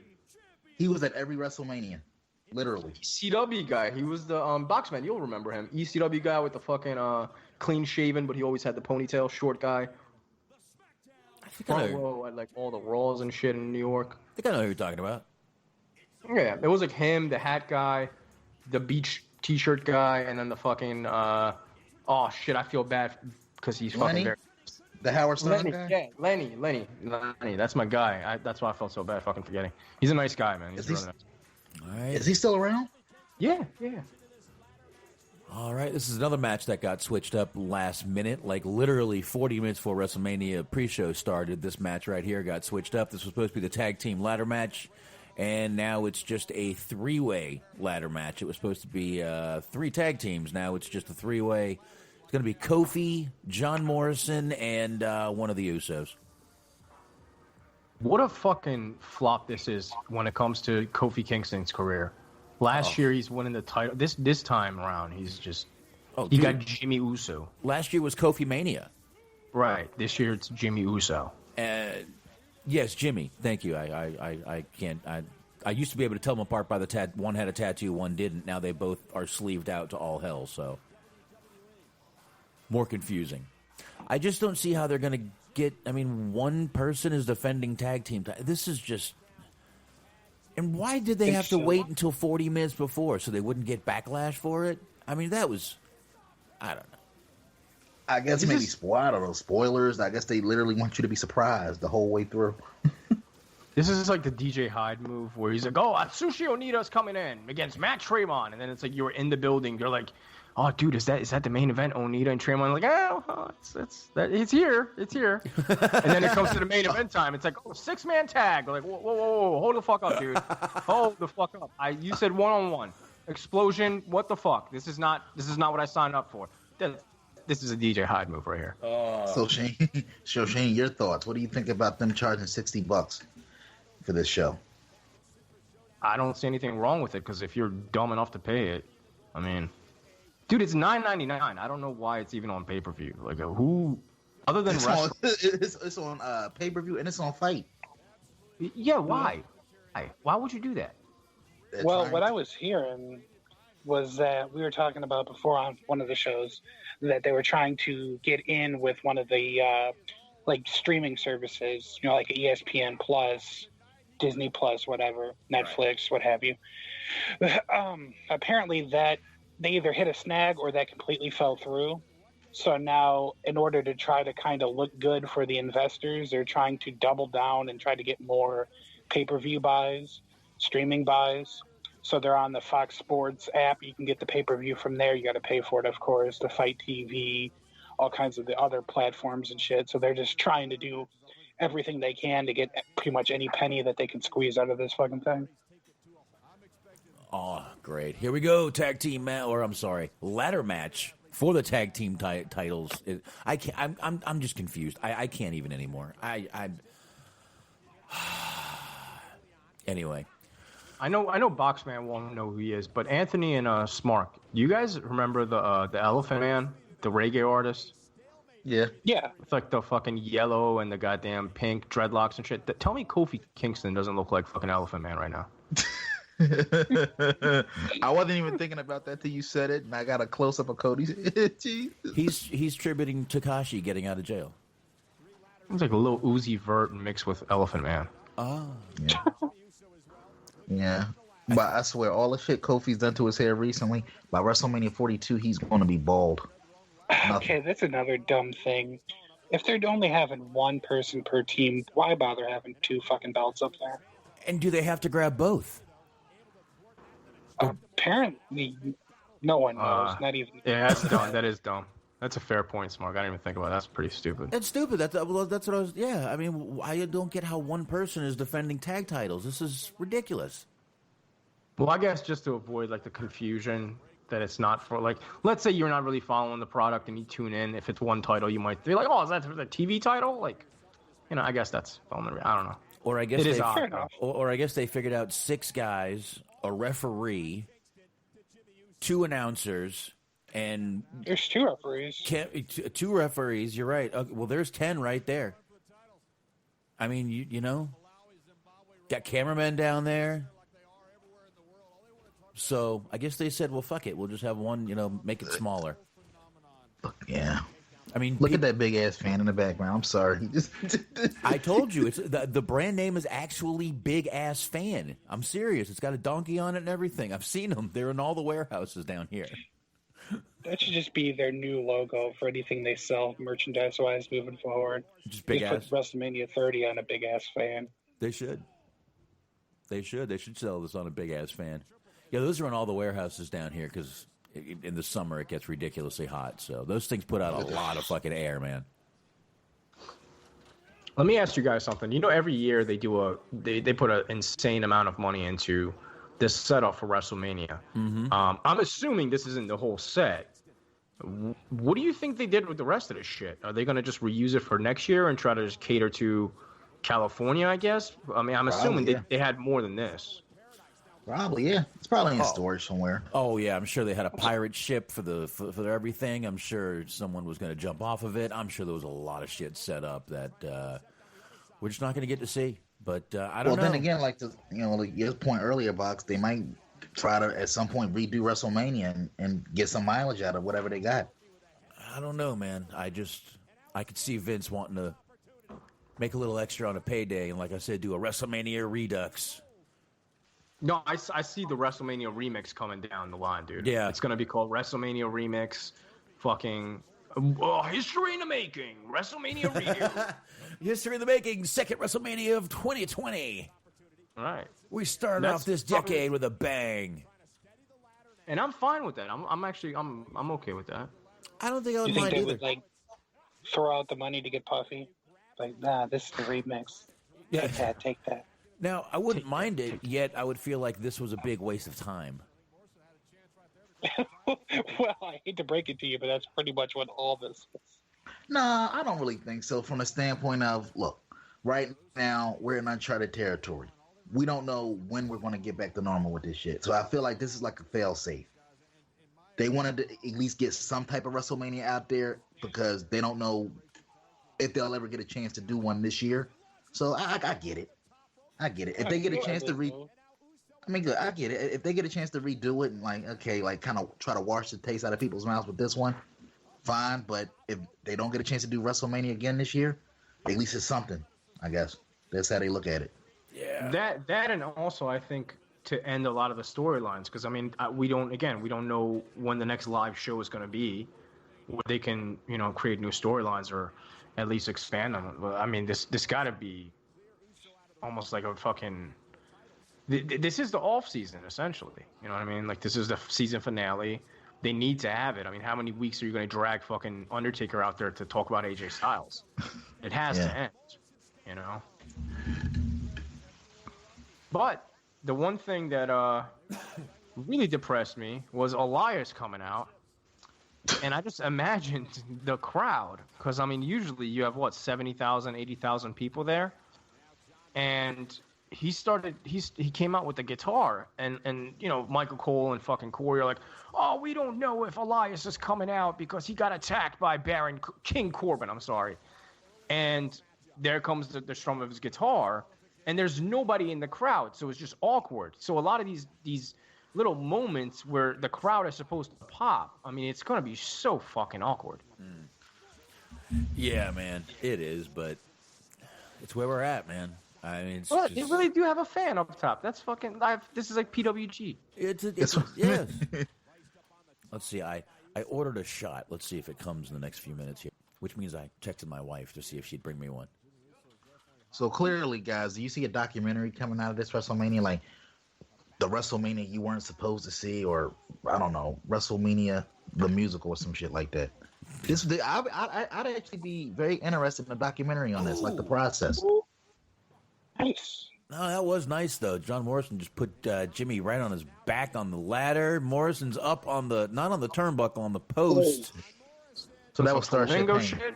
Oh, Morrison do a flippy, dippy, corkscrewy, dewy, Louie. Of course, the flippy dippy corkscrewy Louie, a patented move. Yes, the corkscrewy Louie. I like that. And that really is impressive though. When they slow it down, it's pretty fucking crazy. He spun around 3 times. See, it works, guys. All right. Thank you, babe. And with the ladder made it more impressive, because normally when he hits that move, I hate it because it's like so low impact. Like he's literally just falling on a guy. Well, also he has more space when he's doing it from the top rope and the guy's laying on the mat. He has a lot more space to hit it. I mean, from the top rope to the next, what was it? The next turnbuckle down where the ladder was. I mean, it's only a couple feet, man. It's pretty fucking crazy to spin around like 3 times. It almost looked like it benefited him in a way, because he normally kind of misses the mark every so often, but he hit that one pretty precisely. Yeah, Morrison does tend to miss that mark, but he definitely hit that one. He had to. But does Kofi have an X on his? Yeah, I think he has an X written on that tape. It's for Xavier. It's for they have XW on it usually. Him and Big E both usually do. Yeah, XW for Xavier, obviously. Woods. Oh. Yeah, I don't know how. I have no clue how much longer he's out for, but he's definitely out. All right, let's see here. Lil Uzi Vert. He's lifting the ladder. It got to be wild right now if you're Kofi, watching this at home with your kid and your wife. That ladder. Like, remember what was that last year? And look what I'm doing now. Yeah, that ladder's fun. Dude, that's got to be cool, though, right? That's got to be a sweet little payoff for them. Do you think Kofi's that guy, though? Do you think, like, Kofi's that they're watching it at TV, and, like, he just demands that his wife and kids shut up so that he can watch his match? Like, look, Daddy's match is on TV. Shut the fuck up. He's probably playing last year's WrestleMania instead of this one. I mean, who gives a fuck about this match, right? Just in a dark room with tears in his eyes. That was a nice dive, though. That was a good dive by Kofi there. Kofi definitely dove out of there. Nice dive. Did a nice little Roman Reigns dive. Oh. Yeah, good catch by Morrison. Good catch. Is he gonna hit it? Yep, here we go. You know what I feel bad for is the guys that are debuting at WrestleMania. Like, fucking Drew Gulak and the other dude that dropped one of the Street Profits. Oh yeah, Austin Theory. Yeah, Theory. Yeah, Austin Theory. Well, I mean, I think it's still the first one for the Street Profits, yes? Probably. Yeah. Yeah, Jimmy. Shayna Baszler, she was another one. Yeah, I've been saying that for a couple weeks now. I feel bad for them, but I guess it is what it is. Can't do anything about the circumstances. Jimmy Uso just got fucked up by Kofi in a ladder, by the way. Running across the barrier. Jesus, that was pretty fucking brutal, man. It was a very interesting spot because it looked like he was about to fall a couple of times, and then all that just to get hit in the face with a ladder. Yeah, Kofi's having a hard time with that long-ass ladder, getting it across from the ring to the barricade. This is not going to end well. That ladder's barely hanging on back there. Dude, that fan is throwing me off. Yeah, Anthony's right. That fucking fan. Because it's so WWE like that. I'm like, I can't not focus on it. Shit, look at it. It's fucking right above the WrestleMania sign. What the fuck is this? Go shitty this is right now, dude. Come on. I'm telling you, Vince is looking at that shot suicidal. Like, what the fuck? Dude, they could have. Yo, man, come on, man. You can't tell me they couldn't have set this shit up, pulled another DJ Hyde, fucking set this shit up in Vince's backyard, man. He's got a fucking mansion. It'll probably look cooler than this. Fireworks and shit. Vince will totally catch the coronavirus and die over wrestling. Like, he doesn't give a fuck. He'll fucking have a full-blown party out back, dude. He doesn't give a shit. There you go. You can check out Big Ass Fans right on bigassfans.com right there in the chat room. Oh shit! That a real website? Dude, I'm telling you, I'm not kidding. For something entirely different. Did you think I was messing with you when I said it's the brand name of the fan? They are called Big Ass Fans. Shit. Oh, shit. Oh, Morrison just walked across the ropes. God damn. Another fucking tightrope walker. Him and Phoenix. Oh, Jimmy up there. Down. Everyone's getting a splash here. This is like Oprah. You get a splash. You get a splash. You get a splash. Very cool Spanish fly from Morrison. That was nice. Man, they had a lot on that one, too. Oh, God, that can't feel good on the knees. Yeah, man. Props to Morrison, man. Like, he's like I said, he's a special kind of athlete. Some of the shit he can do athletically. Yep. Okay, Jimmy's pulling the ladder towards himself. It's going to fall. It's going to fall. Okay, it's not going to fall. I mean, that was physics, motherfucker. You guys remember how Dolph Ziggler was was known for being athletic in bed?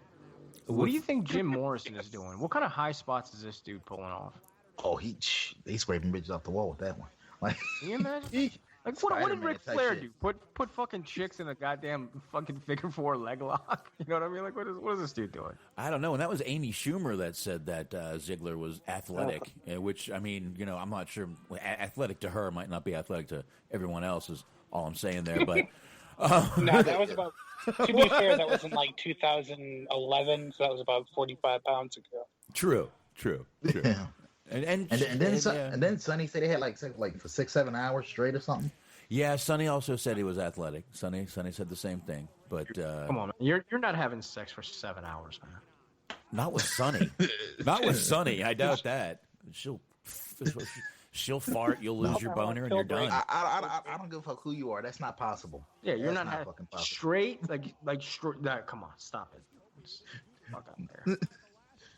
It's like one of those things like people like make up in like high school. Like, dude, I fucking banged for like 9 hours straight this weekend. Oh yeah. All right. Cool. Yeah, man, I got some of that stuff from the gas station. Yeah. Well, I guess I could buy that if Sonny was involved, because I mean, if you count the time that you had to spend like putting it back in there after it just flopped right on out, and the amount of time you have to spend on keeping yourself hard. Imagine how many times he went soft. Like 6 hours of it was him going soft. Like, oh, God, and I mean, wrap this up. I mean, they even tell you even on the Viagra commercial, if it lasts over 4 hours, you should be in the hospital. Something's wrong. Oh yeah, I saw that. I think you're all ahead of me still. That fucking double stomp was beautiful from the top. It was like a double stomp drop kick. Yeah, from Kofi to John Morrison down there. He fucking did it like a Super Mario. Like jumped on his head. Yeah. Do. Oh, sorry. That was like some Street Fighter 2 shit. I'm sorry. Anybody play Street Fighter 2 back in the day? I used to back in the day. Here we go. Kofi's getting the ladder picked up in the middle of the ring. And I see another ladder coming up. That's got to be Jimmy Uso. Kofi's waiting for something. The ladder. Oh. Could y'all imagine putting y'all body through this type of abuse in front of no fans and you get a shitty payoff? Yeah, I got a for feeling Mania this year. I think John Morrison's about to do something really crazy off something here. Dude, this is so surreal having no fans here. I know, man. This is weird. That's why I'm glad we're just sitting here talking because we wouldn't really hear the fans much anyway. So. Oh, but it's weird. Kofi definitely has a concussion off of that. Oh, Kofi knocked the fuck out, I think. He does not feel special at all. Jimmy's still talking shit, and we can hear it. He forgets. I'm telling you, I can't wait for that Cena match because you're going to hear all this shit. Oh, you're going to hear every spot. Every spot you're going to hear called, unless they worked it all out. Clothesline. No, they edited all that shit out, dude. They've had like a week. Oh, Morrison once again. Go ahead, Smart. Sorry. Oh, no, he might have a point there. All right. Morrison's across the ladder and the ropes on a ladder, rolling over. Jimmy Uso's got the ladder up. Uh-oh. May get out of there. He's fine. Climbing the ladder. Oh. This is not going to end well. Look how white his shoes are, by the way. Oh. That didn't end the way I thought it was going to. Jimmy Uso over. What the fuck? Straight up eating shit on the outside. No table, no nothing. I'm not trying to. The Performance Center is obviously, not a dump or anything. They did their best cleaning it up. But it's the more I see it, the more it's reminding me of the Skate Zone out in Voorhees, New Jersey. With the fan and like just when Jay was climbing up or Jimmy was climbing up the ladder there, it reminded me of like Janela. Him and Leo Rush had a match at the Skate Zone, and he climbed up the very top of the ladder, got on the rigging, and literally just dropped the elbow from the heavens. Here comes classic moment. John that Morrison. was Janela's return. Morrison climbing back up on the ladder. Look at this. The lighting. I'm sorry, man. This is not WrestleMania. Look at that. Dude, ceiling, look at this. bro. Look at the fucking ceiling. Look at this shit. Look at the rafters. They're in a warehouse. They're in a warehouse, guys. I know, man. That's why they should have postponed it because it looks like dog shit. Oh, I guess you do have to grab the whole. I guess you have to grab both titles because Morrison was trying to pull it down from the top. Look at this, bro. Come on, man. You can't tell me Vince. Come on. I'm Vince telling is probably you. furious right now. Oh, he is in a corner crying. I guarantee it. Look what they did to my boy. Oh, okay. Vince is the Godfather right now. Vince Do you is think the he just Godfather. like beat the shit out of Shane? Just took his anger out on Shane the whole time. I really thought you were going to say somebody else. I was going to make that a lot worse. It's like Who one of did you those things think, where I guess- Stephanie? Yep. And the funny thing was, he was like the most adamant that WrestleMania had to happen this year. But I guarantee he's looking at this like, God damn it! Why didn't you talk me out of this shit? Oh shit! This looks horrible. All three of them are up Okay, top everybody holding has this. belts. Everybody's got the belts right now. Oh Look at no! No, they're all They gonna shall agree to be champions together. Now it's a tug of war match. Now it's a bullshit tug of war. Classic racism spot.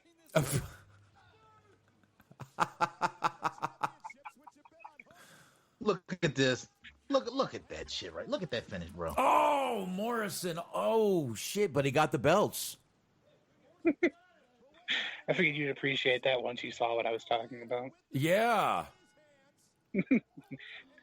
Double headbutt spot. Oh yeah. Yeah. From the Samoan, I get it. But there we go. Morrison hangs on to him somehow. Great finish that they didn't really show. How did they edit the finish out like that? Great. WrestleMania. No, but you know what? Seriously though, give credit to all three of those guys right there, man, because they went above and beyond. They didn't have to put in the effort they did for this type of match. I'm not going to shit on them one bit, man. They just fucking went out there and killed themselves. I'm just saying. I mean, we're sitting there, and they couldn't have taken that spot from above. I mean, so we saw it. I'm just whatever. I just watch. It's a cool finish though, like how he Honestly, pulled I off by accident. feel like that match with three people and that would have been better or turned out better than it would have had there been 6 people. Yeah. Yeah. Do this for a few It was minutes. easy. It was easy to focus on the action. To be honest with you, if it was 3 other people out there, it would have been forget about it. Yeah, that was fine. That was fine. No problems. Good match though, yeah. Right? These guys, they go out there and just fucking kill themselves, and there you go. Kofi's still on that ladder, looking disappointed. No, I guess he's like Shaheen said. He's probably just depressed, thinking about I didn't. Oh, I Kofi's. don't know. That's what he's thinking. Look at him. Look at him. He's reflecting. Kofi's reflecting. So he's not selling disappointment from this match. He's selling disappointment from where he was last year to now. Oh yes. Oh, now we got. I thought Shaq. I thought Making it was pizzas. Ahmed Johnson for a second. I was like, yo, Ahmed Johnson's coming back? Holy shit. No, Shaq's. Look at this shit. Like, look. Shaq. It's Ahmed Johnson from Papa John's now? Ahmed Johnson does not look like that anymore. I can tell you right now. Look at this. Hey, Though. go Like, you, through there. Looks like Merch the Ahmed great Johnson. name. Ahmed Johnson looks like he ate Shaq. Let's put it that way. Oof. Hey, there's nothing between us, but Aaron a toothy boy. Yeah. Can you imagine Oh, ordering Sandra. Papa John's? Can you imagine ordering Papa John's and fucking Ahmed Johnson just shows up delivering this shit during WrestleMania? Like, what the fuck? Oh God. I Oh, unfortunately could. I'm doing Uber Eats, brother. I got laid off. You know what? It's a WrestleMania tonight? It's WrestleMania. For extra $30, I'll sit down and watch it with you on your couch. That's all right. King Kong. I'll even turn off Uber Eats. All right, here we go. Oh, who's that? Who did we lose here? Oh, it looks like I lost everybody for a second there. Guys, you still there? Anyone? All right. Sorry, guys. Looks like I lost everyone there. Hold on. I got Smart back, it looks like. No. For some reason, Skype locked up. I hope you guys can still hear me talking. It looks like you can. As far as I can see, you can. As far as Mixler says, you can. So I'll get everybody back in just a minute here, obviously. Everyone's leaving. Here we go. I got people coming back right now. There we go. Let's see if I can get... looks like Shaheen is trying to come on back in. Yeah, I think we're going to have to redo this real quick. Give me a second here, guys. But anyway, we're heading into the next match here. It looks like where they're playing looks like the Rollins match is about to come up here. Let me just get out of here and try this again. Don't know why that locked up on me. But hey, it's Skype. Who gives a shit, right? You know, that's what Skype does. Locks up. So I'm going to go ahead and end the call and see if I can get back in here with everybody, or at least get one person back online here. Let me join. Oh, nope, can't join that call. Let me go back. You start here with old Smart Wahlberg. Oh, there we go. I got Smart back here, right? Smart, you there? I think so. All right, got Smart back here. Let me try to get Anthony and Shaheen back in here. Let's try Anthony real quick. While I'm trying Anthony, I'll try to get Shaheen back in here. There we go. Calling them both. Let's try to get them back in the room here. And yeah, it looks like we're going to have this little Kevin Owens, Seth Rollins match coming up right now. Looks like we got, I don't know what happened there. Anthony is not joining, but hey, we got Smart at least. 1 out of 3 ain't bad. 4? 4, 3, whatever. I was still here. They could still hear me, so. Yeah, that was weird because the way that the timing worked on that, my network was buffering too. So Yeah, I was curious. I thought it was just me. I could have been one. Oh, Anthony is back in the house. Yeah, sir. I don't know what happened. I thought it was me at first. It was Skype. It was Skype. Shaheen will be back. Might have even been, I don't know. Could have been Shaheen because it looks like he actually left first. So. No, I actually just talked to him. He said he's going to restart his computer. He's going to hop back on. All right, so maybe it was. Who knows? So, sorry about that, folks. Next up, we have Seth Rollins and Kevin Owens. Oh yeah, and they could still hear. Mixer was still working. It was just Skype that broke down, so they still had me bullshitting. So, see, wow, we're like a well-oiled machine. Yeah, man. Keep it going. Luckily, I can talk about nothing for few minutes. Yeah. Which is honestly, believe it or not, I feel like this is the best cure for this WrestleMania, for everybody involved. If you're watching this WrestleMania by yourself, yeah, it's very much depressing. But if you have a group of people, even if it's only one other person to talk and bullshit with, it's tolerable. Yeah, this ain't horrible. I mean, trust me, it's not great. This isn't something we're going to be, oh, this is the best I've ever seen. But look, like I said, man, this is where we're at right now. And they're giving us something to take our mind off what the hell else is going on out there in the world. So let's just enjoy it. Let's just try it. Oh, yeah, for sure. I don't want to be completely negative, but I feel like that's almost part of the problem.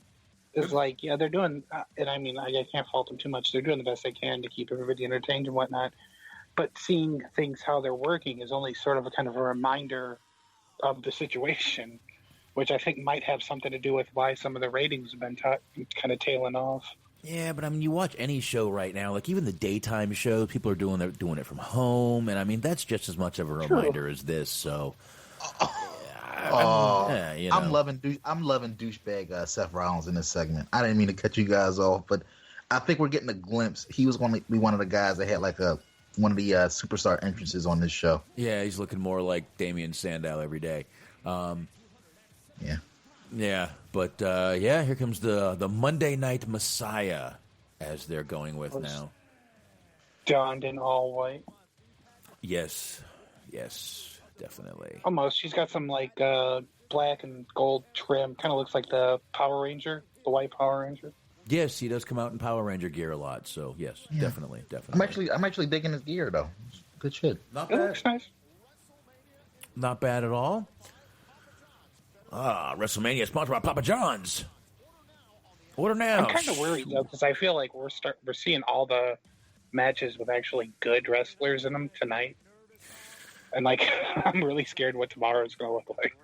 Tomorrow's going to be the spectacle show, maybe, I guess. I got a feeling this could be over in another hour and a half. Maybe. I mean, what is this, the fifth match? Sixth match? Dang. Let's see, what was the opener? Let's see. We had it was the women's tag titles. Women's tag titles. Then you had Elias and Corbin. Corbin. Then you had the women's belt match.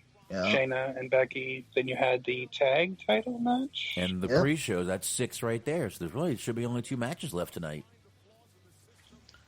And I gotta say, we were talking about T-shirts a little bit earlier, or at least me and Smart were.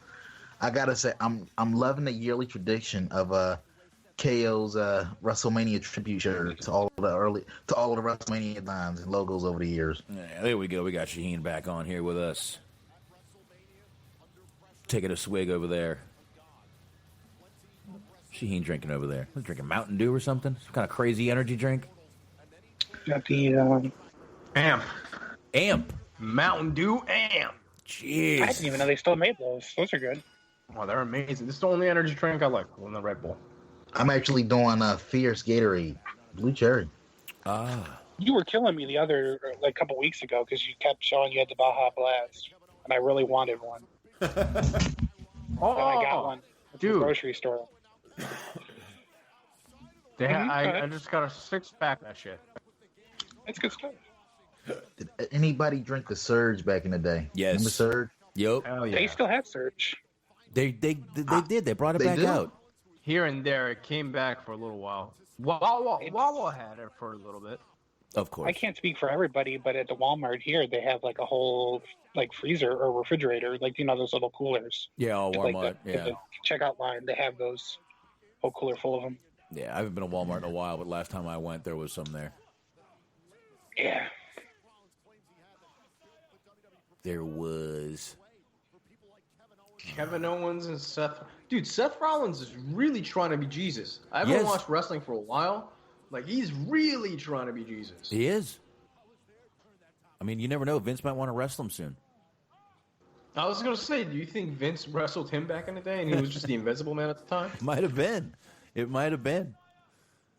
Eventually, Vince is going to want to wrestle this guy if he gets too big.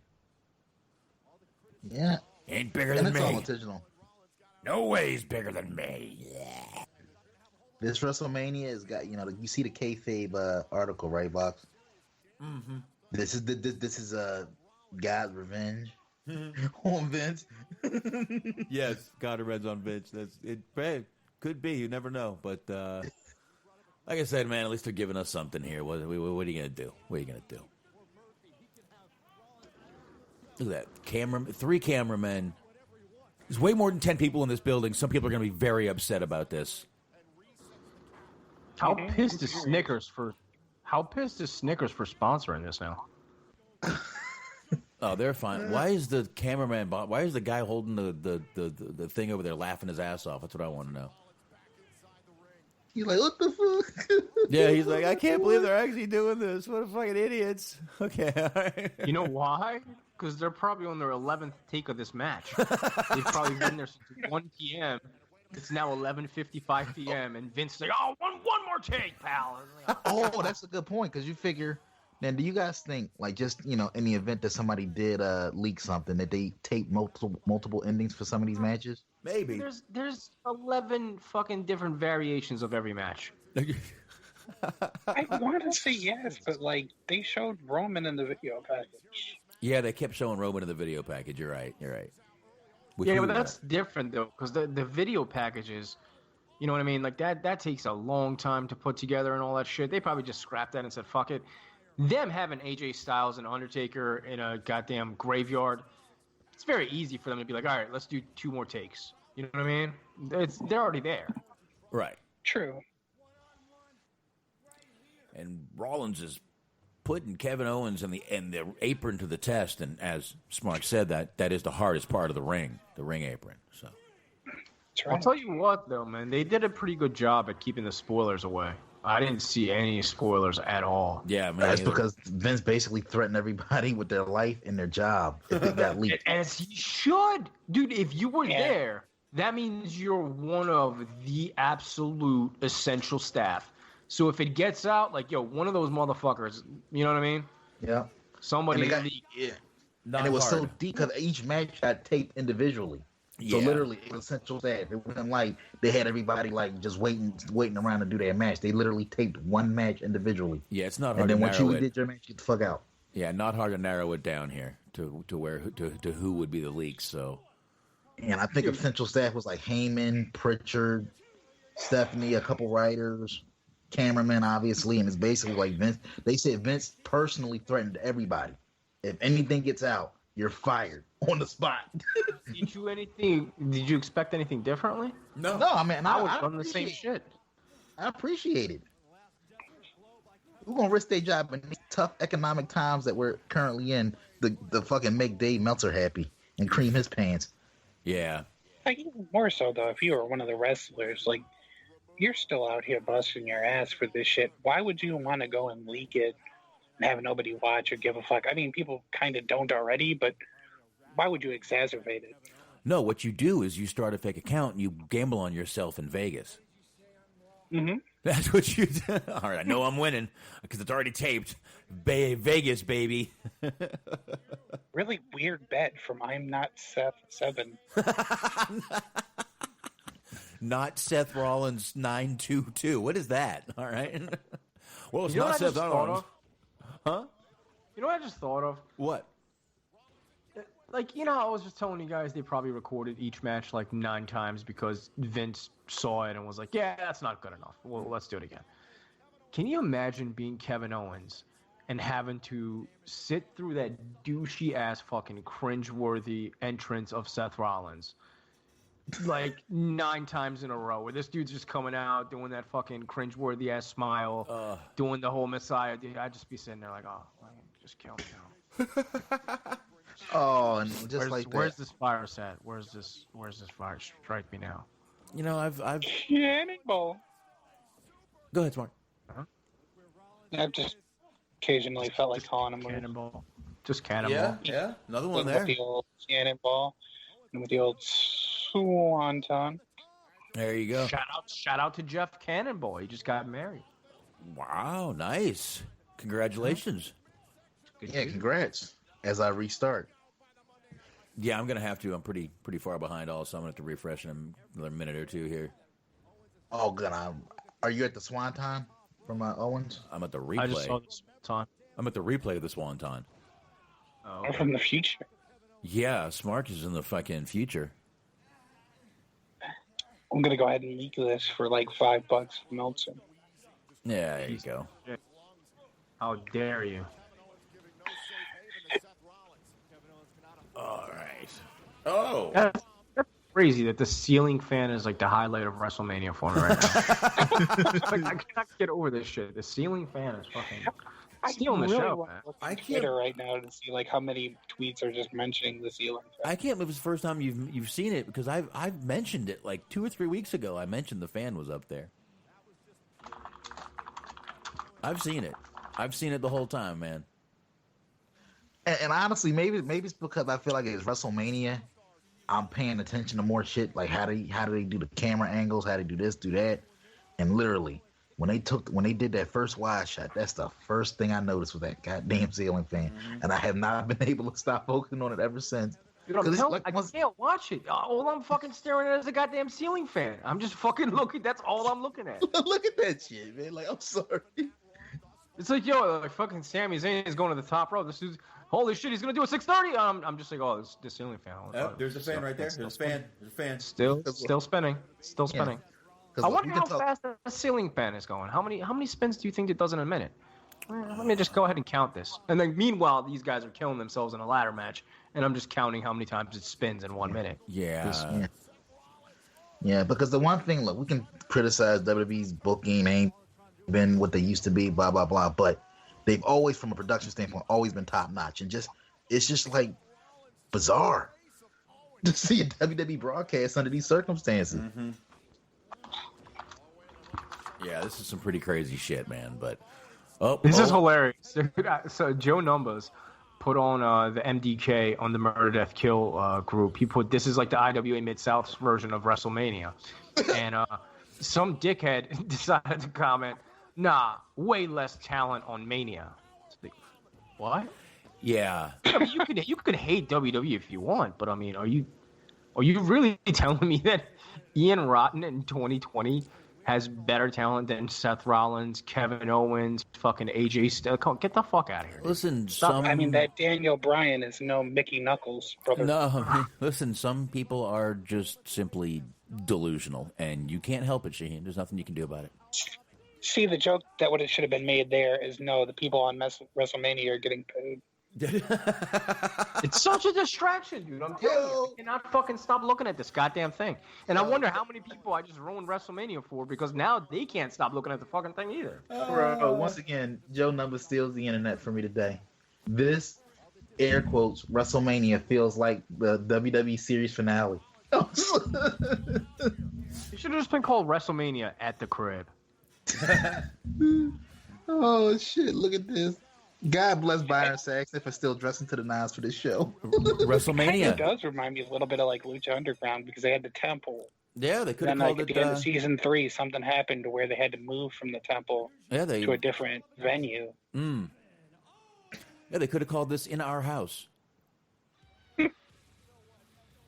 Oh, wait. What happened?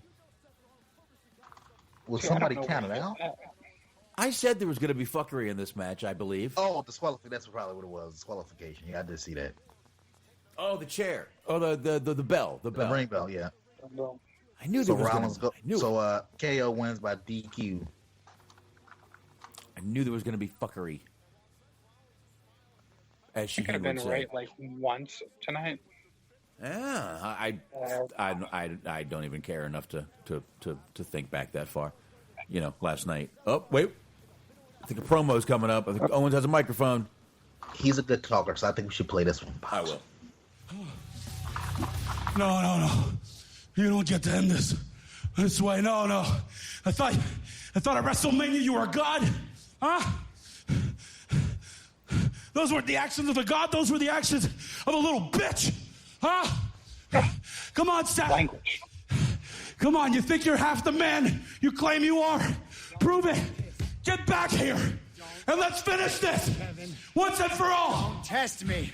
Let's do it. No disqualifications. No rules. Come on.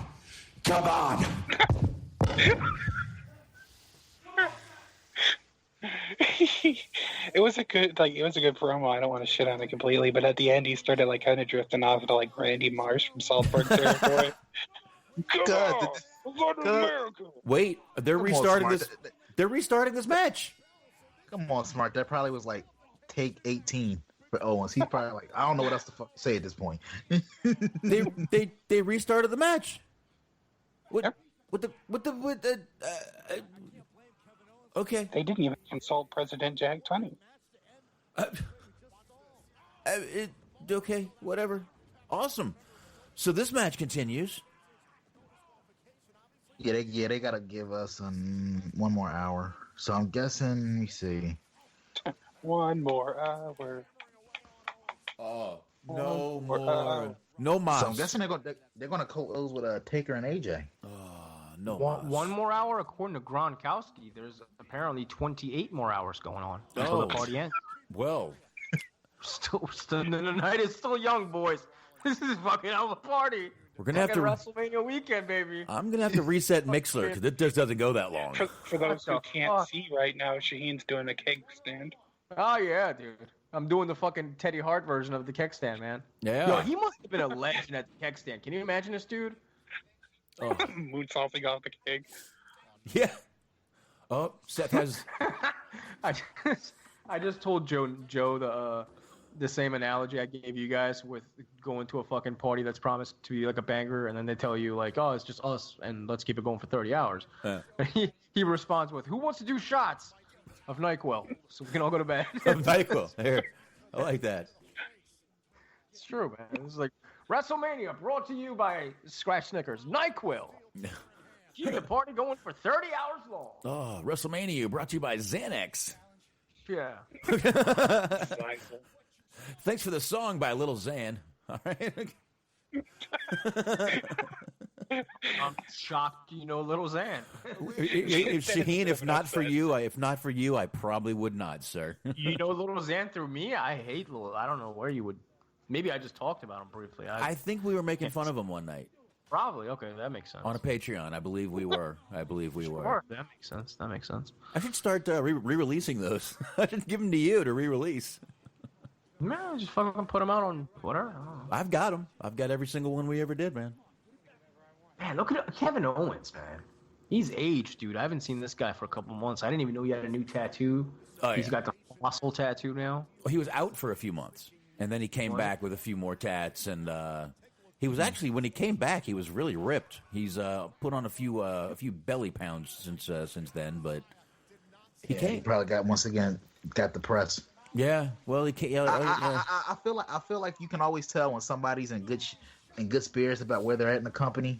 He had been gone for a while. He was motivated, got back in shape, and then I guess he wasn't particularly fine with what they had him doing, so he just kind of like, they're not noticing me, so I might as well add a few pounds anyway. Fuck it. Might as well go to catering.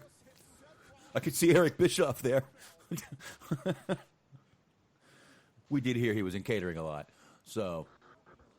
All right, here we go. Owens, we have barely talked about this match, but Owens now is heading towards the back. Oh, wait, is Owens? We're gonna get a big spot on this WrestleMania. Owens is up on the WrestleMania sign.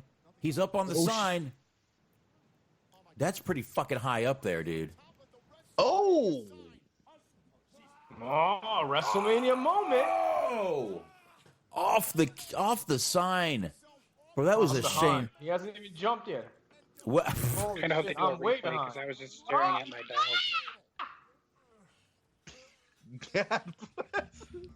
God bless Kevin Owens for that. Michael Cole right there. Michael Cole is looking at a fucking script. Oh my God! What a fall! Did you see that? Did you see that? Did you see that? Did you see that? I'm Ron Burgundy. Yeah. Yo, could y'all see Vince being a dick in that moment? Like, Kevin, that wasn't good enough for me. Need you to do that one more time. Oh, God. 22 takes later. All right, finally. We got it. That's the winner. Yeah, Thank you. Kevin, it looked pretty decent, but it almost looks like your belly's about to pop out from this. Like, I see a little side boob, It's really throwing me off more with the ceiling fan in the background and the side boobage. It's not. You can't shit on. I'm sorry. You're gonna have to do that one more time. Ref, can we really didn't have your ankle breaking mic'd up properly? If you could just go ahead and snap another bone for us. We didn't quite hear that break without the audience. Just one more time. I mean, I know it'll hurt, but you know, trust me. We'll give you an extra $1,000. All right, you'll be fine. And they didn't replay it. I was hoping they were going to replay. Honest to God, I was just looking at my dog. Probably. Kevin Owens gets his WrestleMania moment. There with we the go. Stunner and the win. Over the Messiah, the Monday Night Messiah. There we go. Good match. Nice spot. Nice spot. That was a good match. Yeah, Best match of the night so far. I so think. far. Great spot off the sign. Yeah. I like this more than the ladder match. I thought that ladder match, I mean, you guys are saying it was pretty good. I mean, it was a good match, but compared to the other ladder matches they've had at WrestleMania, I thought it was probably one of the worst ones. Well. Then again, I don't blame them. I mean, who the fuck wants to kill themselves for nobody? Yeah, I mean, they. Oh, look at the height. He was up there, man. Let's see. It's that's a nice little fall right there. Yeah, dude. Nice flat. Nice hit. Good. Man, at least the table broke. If that table didn't break, that would have been a fucking miserable. Side boob, nutsack, a little bit of nutsack. Do it again. Oh, dude, I totally see the outline of the nutsack. We got to do it again. And cut. Okay, all right.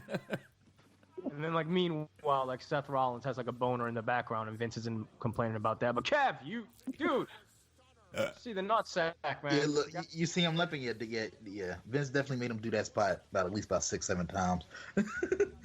Oh, There's man. way more than 10 people. You can see 10 people in the shot right there. Mm-hmm. Telling you, we need to snitch on them. I know. Fuck these people.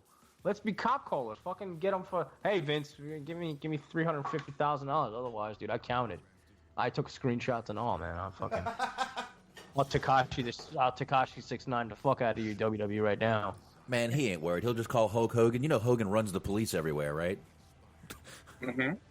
As every time he's around the cops, he's telling them to arrest people. Hey, arrest him. Dude. Speaking of Hogan, let me give you guys a. Go ahead, Smart. I was going to say the cops are a big fan of the early version of Metallica, in which he was a part of. Right, of course. Legendary. Very close, very close. But dude, while they're doing this random little video, let me give you guys a funny little side story. You mentioned Hogan, and it popped up in my head. Like you guys know, I had Jimmy Hart a couple weekends ago. The weekend that this coronavirus thing kind of started spreading in New York City, and we happened to be in New York City around thousands of people. So Jimmy Hart calls me, like I think it was that Thursday. He's like, "Oh, baby, I feel sick already. I don't know what's going on, man." And I'm starting to freak out. I'm like, "Whoa, dude! Like, I don't want to have Jimmy Hart's body on my hands. Like, I don't." Jimmy Hart drops dead. Like, I don't want to be the guy known for taking this guy out. And, like, you know what I mean? Like, taking pictures. It's, like, well documented. Oh, yeah, he's at the nuclear heat table. This fucking asshole took him around thousands of people and drove him around fucking state to state. And then he tells me that at his Florida restaurant, I guess they had, like, a coronavirus scare or some shit. Mm. So he may have had it before he came out to New York. And then, luckily, you know, he's fine and nothing happened. And he thought, he's just fucking paranoid. But he scared the shit out of me for a few days because I'm fucking like, dude, I don't want Jimmy Hart to kill me with the coronavirus, and I definitely don't want to have Jimmy Hart's body on my hands with having him catch the coronavirus for shaking fucking dirty-ass wrestling fan. Didn't hear the segment, but we have a new 24/7 champion. There's a historic title and change. Another new one. And by the way, it looks like... By the way, I really want to find out where Mojo got that Zubaz sport coat. I got to get one of those. You mean Gronk? No, that's like a sweater windbreaker. I like the sport coat. Yeah, it's Zubaz. Zubaz sport coat. Might have to look that one up. Yeah, so the title went from Gronk to Mojo. Yo, I was at a GCW show smoking a blunt, right? And Chris Dickinson walks by, and he has Zubaz on. And this Canadian chick, she claims she was from Canada. And I'm like, well, why the fuck are you here? But long story. Anyway, she was drunk, and she's just like, she has no idea who Chris Dickinson is, clearly. she's drunk, and Chris Dickinson walks by with these fucking Zubaz pants, and she turns around and she's like, "Oh my God, you have Mojo Rawley pants on." And Chris Dickinson just, like, he got so fucking pissed because we're like in mid-conversation, and he just turns around and is like, "What? What did you say?" He's like, I saw the Mojo Rawley pants, and I just wanted to ask you where you got them from. And he's just like, no. Let's rewind this. They're not Mojo Rawley pants. They're called Zubaz. They were owned by the Road Warriors. Please don't ever put me and Mojo Rawley in the same sentence again. I was just like, yo, what a fucking moment this is right here. This bitch walked up to him and called him fucking Mojo Rawley. Out of all people, like Chris Dickinson, the man's man of wrestling, like, oh, dude, look, it's Mojo Rawley's wannabe. What? Yeah, wrong guy to say that one, too. Oh, man. Got ourselves a Heyman promo. Yes, we got to hear a Heyman promo. All right, hold on. It's coming up. Ladies and gentlemen, my name is Paul. What? Paul, you just scared the hell out of me. Well, you're not the one that should be afraid, Charlie. The one that should be afraid is Drew McIntyre, because we are 24 hours away from Drew McIntyre being exposed for what he is, which is a big bitch wannabe who thinks he can fill the shoes of Brock Lesnar, and he can't. I said it on Monday. We live and I thrive in a business filled with exaggerations and embellishments and marketing and promotion. But for 20 years, Charlie, I have failed in my task of accurately conveying to the world just how unique Brock Lesnar truly is, how once ever Brock Lesnar truly is. He's not one amongst us. Brock Lesnar is a super being. Brock Lesnar is not even of our species. And Drew McIntyre is going to learn that in 24 hours, and there's not a damn thing that Drew McIntyre can do about it except walk into the ring dreaming and crawl out of the ring beaten, victimized, and conquered. Not by a man, not by a mere mortal, not by one of many champions, by the greatest title holder that's ever blessed a WWE ring with his mere presence. The reigning, defending, undisputed WWE heavyweight champion of the world, Brock Lesnar. The Advocate, Paul Heyman. Nice. Nice by Paul Heyman there, of course. Of course, Paul Heyman. Hey, Boggs. Go. Nothing funny about what's going on right now, but I came across this meme. I can't help but laugh. Imagine surviving all that unprotected sex in the 70s, 80s, and 90s just to die from an unprotected handshake in 2020. Jesus.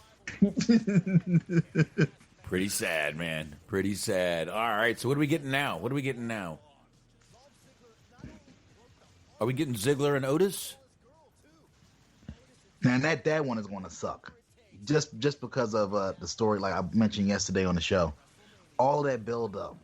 Best storyline that they got going in the company right now. And the payoff is going to be in front of nobody. Because that would have got a big pop in the crowd. Otis and Mandy finally hooking up and getting together, however they played it. It's going to be weird as shit, dude. It's going to get, like, it's just fucking awkward. Yo, can you imagine if they brought Sonny back as, like, the twist? And just, like, Sonny and Dolph Ziggler, you know, tried to do the same fucking angle with Otis. Can you imagine Otis just quitting his job and just being like, you know what, fuck it, dude. I'm risking coronavirus, and you guys are going to put me with Sonny? Like, come on. This bitch has A, B, C, D, E, F, every fucking thing in the world, including the COVID-19. She has the COVID 2021. Jesus. She has the future version. She has the remix of it. She has the special edition of it. You know what I mean? Jesus, how insane is this? We just watched almost 3 hours of wrestling a night. They're running down a card. It feels like we got 78 matches left. Like, damn. We do. Oh, my God. There's John Cena, otherwise known as your dad that won't grow up. That'll be a good match. That'll be at least fun to watch, hopefully. Oh, wait till you see what comes out of this one. I'm a little bit ahead of you, Box. Yeah, I'm sure. Oh, there we go. Really? Tonight? Right. Come on, we're getting this out of the way. Braun Strowman. Yeah, come on, dude. Yeah, once they took Reigns out, come on, bro. We already knew what match was going to take priority. All right, we got Braun versus Goldberg coming up right now. The big question there, can Goldberg get Braun in the jackhammer without killing either Braun or himself? No. He'd probably tear something. So. I mean, I know Braun. I mean, I know he's a big, strong dude, Goldberg, but this ain't 1999, 1998, where you can just muscle up the Big Show, which was very impressive, by the way, but that was a long-ass time ago. Oh, yeah. All right, Braun is in the ring. Let's see what Goldberg does. Hopefully he doesn't smash his head on anything. Santa Goldberg. All right, here we go. Goldberg's coming out. This is going to be funny as fuck. I didn't think about this until just now. Oh, my God. Watch the entrance. At least he didn't hit his head. At least he didn't pop his head on the door. Look how gray that beard is on that man. Yeah, that's what I mean. Santa Goldberg. Oh, my God.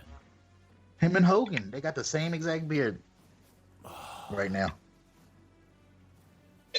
Wow. God damn, our heroes are aging before our eyes, bro. Seriously. Everyone's aging.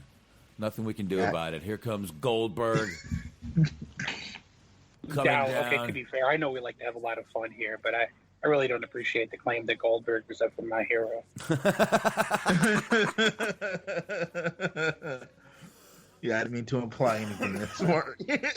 I mean, I will unapologetically admit to being a former X-Pac fan, but the Goldberg thing. That's crossing the line. Mm-hmm. That's crossing the line, right? There you go. I got it. X-Pac in a lot of ways. I'm with you on X-Pac. In a lot of ways, he was very underrated. Right. Underappreciated. Got little Nate Charles Robinson as the referee for this match. That age, who's a spry 25 years old. You know, you still sets up and takes down the ring. Do what? You still, like, I don't know for every show, but I know for the house shows because I saw him do it. He still sets up and takes down the ring. Wow.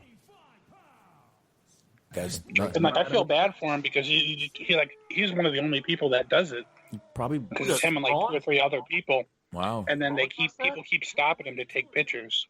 No, Charles Robinson. Yeah. Oh God! Spit out your gum, Goldberg. You know Braun ain't trying to take down a ring. Did you guys watch the interview with him and Steve Austin? Dude, what a cocky piece of shit he is. Goldberg?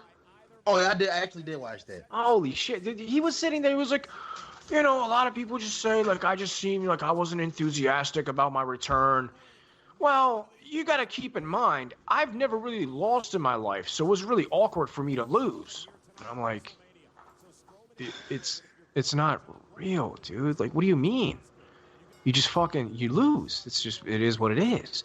He's like, I got to get used to losing. Yeah, Steve Austin, you know how it goes. Well, I guess you don't really. But I've only lost like twice in my life, so it was really awkward for me to lose. And it was an emotional night for me. So, weird. Alrighty. Just wondering where I hear Shaheen, but he's not in the chair. How is he talking on the? Oh, there he is. Okay, hi. Okay. Popped out of thin air. Got himself a heater. There we go. All right, matches. Oh, don't tell me this is going to be a fucking squash match. I feel like it is. I'm fine with that. Please end it soon. Oh, so we just got 3 spears. Goodbye, Braun. Nice to know you, Braun. Been great. What did I see you on the Indies?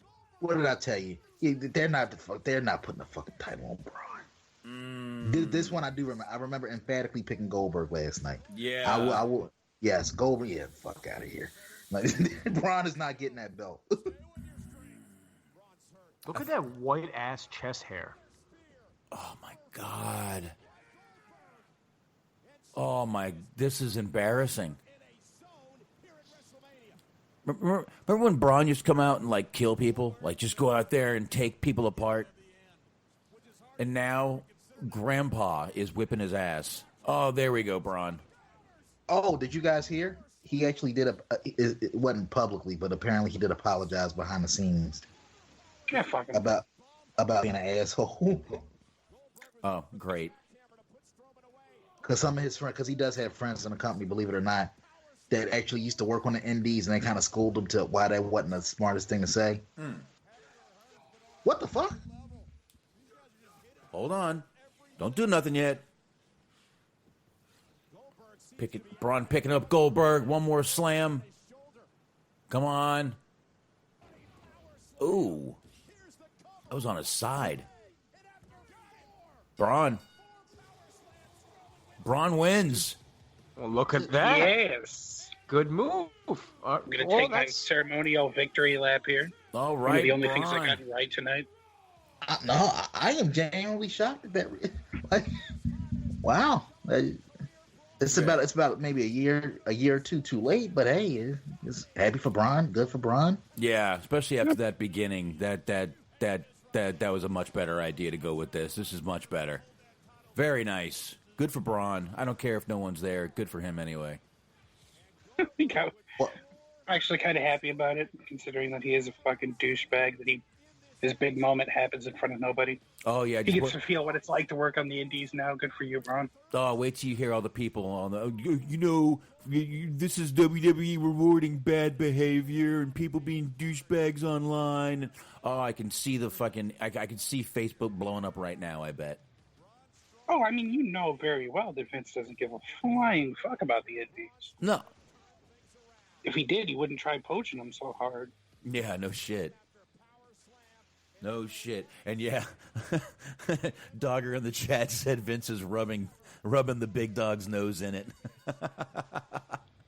So this dude, he goes from jobbing the Sami Zayn last month to the fucking world champion this month. That's a hell of a upgrade. That's it, man. Well, they're going to figure out what they're going to do with him. I think they're going to have a few months off, dude. I really do. Honestly, more than anything, I think Goldberg was just there to drop it, and he was going to drop it regardless. Probably. In my opinion. Right. Well, they probably had a contract with him where he has only a certain amount of appearances. You know what I mean? Like, Goldberg, come on. It's one of those deals. Yeah. Go ahead. No, he has a highly prestigious TV gig because he hosts that reality show on the History Channel where people cut things with large swords. Oh. No, I don't know what it's called. I know he's going to be on the Goldberg soon, too. Yeah. I don't know, for some reason, my bad. What happened? It sounds like somebody really put a lot of commitment into like a dumb joke. Like, oh, well, the show's called the Goldberg. We should have Goldberg on it. The next thing you know, they actually bother booking him. Oh, here we go. Already talking about next year's WrestleMania in LA and Hollywood. Now that one I wouldn't mind going to. Just for one, I've never been to LA, and the setup should be fucking dope. Yeah, I'm good on that one. I got a story for you about that off air. Oh, nice. All right, we'll talk about that later, I guess. Well, it's a funny story, but I don't know how I could tell it without saying an offensive word. Oh, all right. Yeah, we'll wait then. We'll wait. Not the word you're thinking of, though, I promise. Oh, all right. Well, then. Yeah. All right. I get it. But so it looks like The Undertaker is main eventing night 1. Oh, yeah. This shit could be over, and we could be out of here by 9 my time, guys. Damn, Box, you're insanely, unhealthily happy to get the show over with, ain't you? Yeah, yeah. Well, can you blame the guy, dude? You guys did a show, Wednesday, Friday? It's a 3-hour show. Yeah, 3-hour show tonight and 3 hours to... How many hours is that? 12 hours at least? And we did one last Sunday night. We almost 4 hours last Sunday. Yeah, we did? At like fucking 13, 14 hours, dude. Yeah, we did Beyond the Mat. Oh, shit. Mm-hmm. These shows started to run together for me. I'm sorry. We went way too deep into Beyond the Mat, by the way. Oh, my God. hour and 42-minute movie, we did 3 hours and 48 minutes. What the fuck? As enthusiastic as we are, I feel like this explains the listenership. We got to keep doing this goddamn shit. It's like, oh boy, I imagine the people listening to this are just enthralled, hearing us whine. Oh man, tomorrow we should start an hour into the show. After the pre-show, an hour into the show. That'd be even less time. Oh, dude, this is the only show. This is the only match I was excited for, other than Cena and Bray Wyatt. This should be good. I still think this is going to be a good match. I'm even more curious because I've been saying AJ can definitely pull a good match out of Taker, and if he doesn't, I'm going to look like a fool. But that's at least once every other week, so I'm fine with it. I'm curious. I'm curious to see what it's going to look like, what the venue it is that they decide if they're going to do it like in the Performance Center or some remote location. It'd be funny if they just like cleared out the Performance Center and put made a graveyard in there. Just some like fucking Party City tombstones, like an entrance ramp. Little foam. Like, there's your graveyard match, kids. A little foam tombstones. That'd be fucking great right there. There we go. Like Weebs is saying, I want to see if Taker comes out on a motorcycle, underbiker. Underbiker. I still liked it. Nothing I can do. Don't judge me. I didn't mind it actually. She started pulling out the Dragon Sleeper and doing like all the cool moves with like chairs and shit. It was good times. Well, the MMA stuff is kind of where I was like, And by the way, yeah, but he was doing the Dragon Sleeper well before he decided to become a UFC reject. Yeah, and you know, I saw a lot of people complaining about Matt Hardy teleporting. Did you notice Taker just teleported out of the ring? Honestly, you know what it is though. I mean, I guess it depends on how you look at it. If you're somebody that's tired of the hokey shit from WWE, and then you turn over to AEW and they're doing like a second-rate version of the same shit that you were tired of on the other channel, I guess that's partially why people might be like a little bit like, eh. But my whole thing is, it was only a matter of time, bro. Like they're trying to be on WWE's level, so it was only a matter of time where you were going to see that kind of crossover. You're going to see like those sports entertainment elements. It's just where wrestling is at in 2020. Yeah, you're right. You're right, I guess. I mean, I don't know. I can see if you always looking at it, but I mean, WWE's been teleporting for a very long time. Back when, I mean... No, go ahead. No, I'm just saying, I mean, Undertaker, Bray Wyatt, tons of these motherfuckers. Smart. You got to say that. Get Fred Durst via Skype, huh? No, I wonder if we're going to get some Fred Durst via Skype. We're going to keep rolling along. At least they can cut him off if he gives the finger to the crowd again. Classy Fred Durst over there. Okay, so there actually is a venue for this. Now, what do you think about them being sensitive to the current situation by calling this a boneyard match versus a graveyard match or a casket match or whatever it's going to be? Doesn't matter.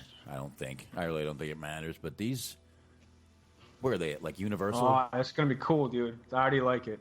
What are they at? Like Universal? It's like a movie. This is what I wanted. Just give me fucking 5 hours of this shit in front of... What? Come on, man. This is so much better already than fucking ceiling fan time. Come on. Yeah, treat it like... So basically, you feel like this should have been like the whole show should have been like a movie? Yo, you know what? I'm gonna make a WrestleMania shirt. It'll be on chairshottees.com. Cheap plug. I'm making a ceiling fan fucking shirt. That was cool. And this is gonna be the Mania shirt of the fucking year, dude. I'm making a ceiling fan shirt. You weren't there, but the ceiling fan was. The ceiling fan got the best view of WrestleMania. The ceiling fan era. Oh shit! That was cool, wasn't it? AJ's in a coffin. Pulling up in a hearse. Bro, I'm liking this though. Look at this. This is like a fucking movie, horror movie. I like it. Yeah, it's like Lucha Underground, dude. This is what I wanted. More of this. Name graphic up. And Shaheen, I know you're not a Cena fan, but the Cena match is probably gonna be set up similar. If it's a funhouse match. Yeah, that's why I said those are the only two matches I'm excited about, because it's not in front of a fucking Performance Center. And clearly we're getting American Badass / Big Evil Taker. Got the motorcycle out. Yeah. I hear it. I can't hear the box. Are they playing music?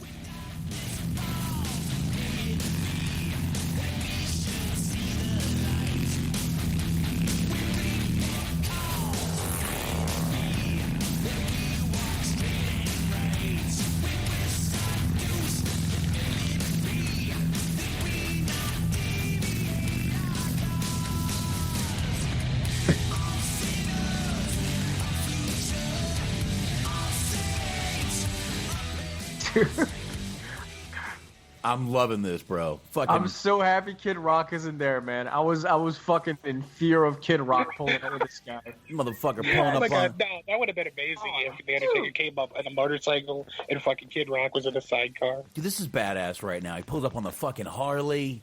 Yes, The this name- is so much. Come on, man. This feels like Mania. This is better. This is big time. This is good. This is good great. shit. And the match This has is good shit. Yeah, and the match hasn't even started yet, and it's great, right? It's great already. Yes. Look at this. This is good. Yeah. Come on, let's see. Let's see what you got. You think you still got it? I got enough for you. Bro, this is like a scene from a goddamn evil movie that, like, just this is great so far. Look, he picked up a brick. Yeah, this is. Come on. This is. Please, more of this. And Definitely. less wrestling. You know, And honestly, can we just do this from now on? Can we just fucking just do no audience and just do movies of wrestling from now on? Like, I'd rather just have this shit, dude. this is what I was saying. They have the opportunity to be doing, and they didn't do enough of it. But if they, I mean, remember when I've been saying this for 3 weeks now? They have an opportunity. This is what I've been meaning. And you know the best part is, Undertaker's not exposed. He's very much protected because they fucking edited the shit out of this Right. to make sure he was good. This is the best way to use Undertaker right now, dude. The best way to use him. Definitely, lots of gimmicks. Clearly gimmicked. Lots of gimmicks. That's exactly what we need. And look at this. Picks up a steel pipe. Oh, nice. Yo, you know what would have been hilarious if he came out with Kid Rock, and who was the little guy that Kid Rock used to come out with? Josie. Yeah. Josie. Yeah, and they had a hologram of Josie with Kid Rock and Undertaker. Jeez, did you see Taker punches the window? His arm is bleeding. Was that a shot? Was that a shot at Goldberg? I almost wonder. Great shit right here. This whole thing is I actually awesome. think it was because he actually did it the same way Goldberg did. No, Goldberg never used the pipe. Goldberg never used the pipe. He was sort of just looking down like, well, that wasn't smart. Right. Which is what Goldberg did after he shattered his whole fucking elbow. Oh, AJ's going on top of the hearse. Oh. Coffin's behind there. Oh, now they're fighting on top of the hearse. The music behind him, great feel. Oh, breaking news. I think I'm catching a cold. Oh, Shaheen got the Rona. Uh-oh. Got the Rona. Hopefully not. Shaheen's good. Sanitize my microphone now. Shaheen's good. Got the Rona. Sorry, I went with the Kinks there for a minute. Sorry. Oh, I know, but it was bad. I know it was bad. That's why I stay silent. XL. Oh yes. Telling you, man, every match could have been something like this, movie style, but they're nope. Let's just regular matches are fine. I mean, to be fair, we'll probably get another one of these tomorrow. Mm-hmm. But I do agree that there should have been more of this. I think it should have just been fucking gimmick match crazy. Do you think it would have been overkill though? Like, if they had did this whole WrestleMania movie style, you think this match would have stood out? Probably. If everything. Not every match, but at least if it was half and half. You know what I mean? If they had 3 matches like this per night, and 4 matches regular or 3 matches regular, it would have been fine. And obviously, by the way, this was shot so well. This is obviously Chuck Palumbo. Clearly. Oh, dude, this is great. Look at all this blood and shit. This is good. It really is, man. I reserve the right to change my mind until the Cena match happens. But this might be my match of the night. I can hear everyone. This might be the match of the weekend. I can hear everyone right now. AJ's sitting there with blood all over him. Don't they know there's a virus going on right now? Oh, you can hear it already. All right. I see a tractor back there. Got a full bucket of dirt. Uh-oh. Oh, he went in. He's in the coffin.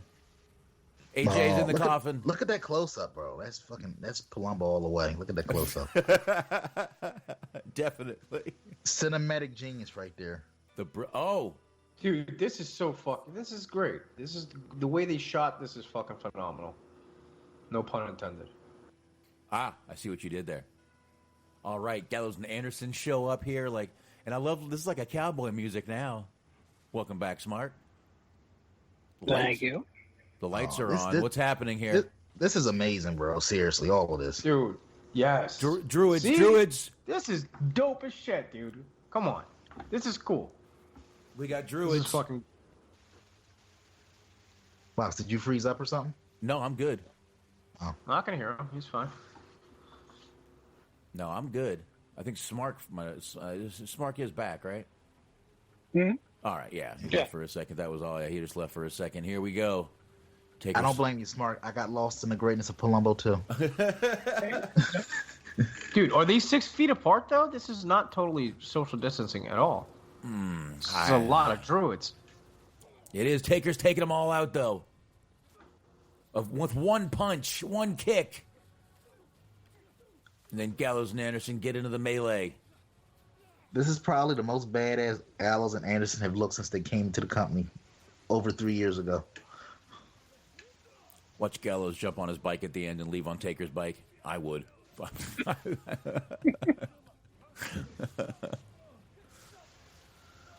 Now, do you think if the COVID-19 didn't come around, do you think this match was this scheduled to be the same way? Like, was it always supposed to be a boneyard match or a casket match or whatever the fuck? No clue, but there's no way it would have been this well done. They wouldn't have filmed it like this. It would have been just a straight. It would have been like hard. I hate to say it, probably would have been like horrible. in the arena, just the same type of match exactly. This is fucking greatness right here. There's a lot of static going on. Yeah, I just heard that. Now, it shouldn't be me. I'm not hearing it anymore. I was hearing it before. Yeah, it just went away. Where? AJ comes out of nowhere and hits him with a fucking. Was it a tomb? I think it was a tombstone. Tombstone. I mean, styrofoam. It was a styrofoam. Yeah, it was a styrofoam tombstone. Same thing. So, Box, let me ask you, because you're a martial arts guy. Mm. Do you think? Because I'm looking at Undertaker now in the biker gear, and I'm getting flashbacks of like Seagal, a little bit of Steven Seagal action. Do you think Steven Seagal could pull off an action scene like we're watching right now? No. Present day. No. Just coming in, whooping everybody's ass, like around. Because that used to be his gimmick. I don't care whether it was 10 people, 2 people, whatever. He would just whoop everybody's ass. Yeah, with someone saying action. Oh, AJ just relocated his own finger. Yeah, that was gross. Ugh. That was pretty cool. No, Seagal couldn't do this. Have you seen him lately? Yeah. That was why I made that joke to throw to you. I mean, we reviewed that movie with him and Stone Cold. I mean, Jesus. Yeah, well, he had that weird southern drawl. Yeah, he had that weird southern thing going on. All right. No, but seriously, man. I mean, we keep saying, I don't want to sound like a broken record, but this is fucking tremendously well done. Yeah. I was taking a drink. Sorry. Look at now, you know who I honestly would credit this to, and I don't have like any kind of like fucking scoop. I know on the Dirt Sheet Dudes thing, but I don't have any scoop or anything. But I would go ahead and say this is probably Giancarlo's work. Probably. Keep in mind, he got hired by the WWE. If you remember those like spring break vignettes and all the work that he did with Janela and stuff, it wouldn't surprise me because this is the kind of stuff that he used to shoot. Right. Yeah, I would definitely say he's got a lot to do with this. Yeah, and with WWE's budget, he can go nuts. Mm-hmm. Yeah, exactly. Plus, keep in mind, like he probably didn't have the type of cameras and access to the type of programs and editing software and stuff like that WWE has. You know what I mean? So he's definitely upgraded his game. Oh, look at that! Taker like, fuck yeah, I'm going out of G. You're nothing. You're nobody. Taker gives him the finger. Listen to the music. Oh my! Huh? You know what you look like now? Old bitch.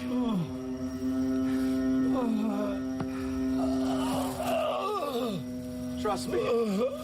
Undertaker. I'm doing the world a favor. I'm gonna bury you right here. Damn, Taker, you don't sound good. Dude, I was gonna say, dude, that's clearly not Taker's voice. I mean, that dubbed fucking panting and grunting sounds literally like an 85-year-old dying from coronavirus. Yeah, they just showed Styles. I guess that's the vibe you're trying to go for, I guess, with this story that Taker's old. They just showed Styles. Yeah, that's not a good look, dude. I mean, come on. Yeah, this is not a good look either, burying somebody with everything that's going on right now. No. It's just my opinion, though. By the way, when did AJ Styles join the fucking Treyway set of the Pyru blood set? I see him fucking red flagging over there on the right side. What's going on here? I don't know, man. But AJ just hit him in the back of the head, hit Taker in the back of the head with a fucking shovel. Here, he's jumping on the John Deere full of dirt. Oh, Yeller. Oh, shit. Beautiful. Oh, look at that. That's fucking fantastic. Anthony, would you say you have a quarter boner, semi boner? Where you at? I'm full. You're full. Okay. All right. Come on, I love you. Oh, shit. Oh, Undertaker appeared out of nowhere. Taker shows up behind him. He teleported. See, I didn't want to spoil it for you guys. Clearly, I was ahead of y'all. Yep. Here we go. Taker's beating the shit out of AJ on top of the tractor. And look, he looking brand new. Yeah, this is definitely take 15 for Taker. Oh, he's this looking is fresh. This looks like the first scene they shot. Look at that shit. You see it? Look at this shit. Like, don't he look fresh? This is the first He scene. dyed his hair and everything, dude. He dyed his hair. This is the first. Like, did they tape something out of order with this shit? Oh yeah, this is out of Got a order. nice clean shave. The other one's like a 5 o'clock shadow. It was like taped like 6 hours later. He got a fresh fade and all. Look at this shit, man. Like, They used fucking Brian Lee for the first half. Is Taker talking here? Shit. Oh shit! Is Kane coming out? Where's the governor? Is that what he is? The governor? Mayor. Mayor Kane. Here comes Gallows and Anderson. They're on the roof too somehow. They teleported as well, man. Everybody teleports. I'm telling you, man. This is teleportation depot here, man. By the by, he's actually not that far. Knoxville's not that far away from me, so I will occasionally see him on the news. Yeah. Oh, there goes Anderson. Thrown off. He the just roof. took a fucking sick Nick Mondo dive right there. Oh, that was Gallows. I'm sorry. Anderson's about to get tombstoned on top of the roof. Oh my God! This is such amazing, amazing stuff tonight, man. This is great. Finally. Oh, turn that son of a bitch up. Sure. Listen to that music. Choke slam off the roof. Oh, this sounds like Lucha Underground now.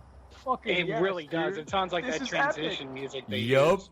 Yeah, dude, this is epic. This is great. This is some Lucha music here. Is Krista Joseph back? Everyone, Oh my tweet God! WWE. If fucking Dario Cueto comes out, I'm gonna lose my mind. seriously though, man, you got to give credit where credit's due on this shit, man. Yeah. Like, phenomenal work. Oh. Dario Cueto was in fucking Curb Your Enthusiasm recently. Yeah. Yeah. You remember? Stay with me, boy. Stay with me. We're not done yet.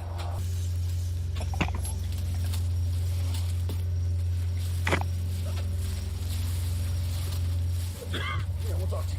Come here. Come on up here. No country for old Taker. Oh my God, man, this is great here. He's got him up. He's bringing him towards the grave, obviously, the dug grave. You know what this reminds me of, Box? Mm-hmm. That classic scene of Taker beating the shit out of David Flair. I think it was in the bathroom or something. That's what the way he just talking to AJ, like, boy, tell me how old I am. Just tell me how old I am again. Just talking shit. Yep. All right, drops AJ. He's about to kick him into the grave, I assume. Yeah. Dude, everybody listening right now, if you enjoy this, if you're a dude, tweet WWE and let them know that it got the universe's dicks hard. And if you're a girl, tweet them and let them know that that it got your clit wet. Yeah. They need to know. Anthony, you tweet him right now. Aren't you? Isn't your name Big Sexy, man? Tweet him right now. Big Sexy, got my dick full hard, WWE. Let's go. More of this. Give me more of this on Monday. I'll go full fucking climax. Jesus. There's actually a twig hanging off of AJ's hair right now. It used to be dicks out for Harambe, now it's dicks out for Taker and AJ. Yeah, he just fucking he stroked his hair. He stroked his hair. I was just about to say, did he just stroke his hair? Why'd he do that? Whoa, this is getting weird. Yeah, and then, you know what's sad from the front? Jesus, with that hair, AJ from the back. Jesus Christ. This is getting weird, man. He's hugging him. I wish I could. Oh, he's gonna make out with him. Look at that. Look at that. Dude, he's tilting his head. I'm never gonna dance again. Yeah, this show just took a turn. Jesus. Look at him. Oh my god. I thought he was gonna take his head and make him blow him. Well, I mean, it's not over yet. I know. It might... Oh, yo, D-Large got it right in the chat. No more live Taker matches. Just everything pre-taped. Absolutely, just man. Like this. This is fantastic. Taker can wrestle for another 10 years for all I care if they do his matches like this. Yep. Yeah, dude.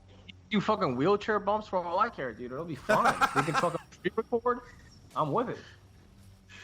You can show up in 24-inch fucking rims on the wheelchair, dude. I don't give a shit. All right, if AJ pops up behind him like Taker just did, I'm going to be really pissed off. But anyway. Nah, this is it. This is the end. I like how they used like an older John Deere, too. They didn't use some brand new tractor. And you got two country boys here that probably can really drive a tractor, by the way. Yeah, probably.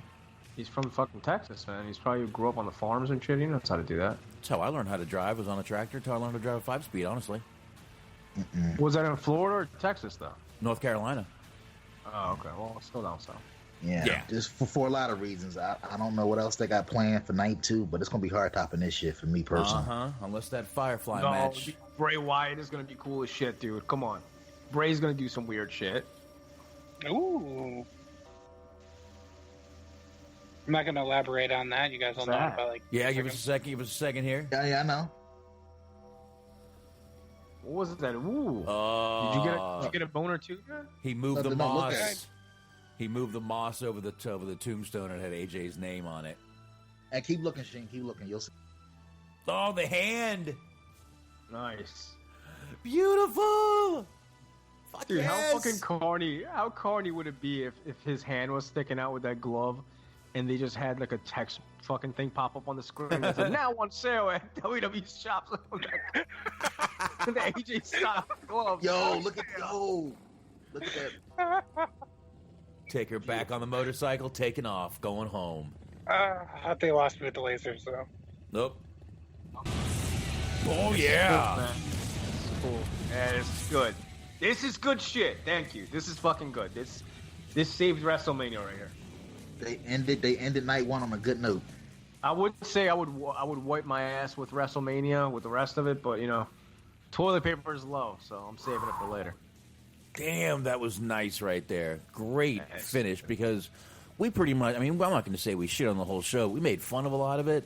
Man, this right here just really made up for a bad 2 hours. And look at this. It is 9 o'clock my time, 10 o'clock your time on the dot. Show is wrapped up. Happy days, happy days. And good honestly, way to go. Yeah. I wouldn't even say it was bad up until this point. It was just kind of like pedestrian. But that ended things on a good note. Well, I mean, the match quality was fine. It was just, like we talked about before, the setting was just weird. Like, the big-ass fan was distracting. Yeah. It looked like they were, like, doing like, Tough Enough. You know what I mean? Yeah. Yeah, something like that. Looked like dress rehearsal, basically. You always hear they rehearse the shit out of everything. I felt like we were just watching like a bunch of dress rehearsal matches, but no crowd. You do this, I do that. What if we try this spot? Yeah. We got Chizo Mac in the chat who wasn't even watching, but said we sold the match enough that he's going to go check it out. I recommend you do check that out if you were not following that last match with The Undertaker and AJ Styles. Definitely check that out. As far as everything else, skip the rest, dude. Just watch that. You can skip the rest. Yeah, skip the rest. Just look at the results. You'll be fine.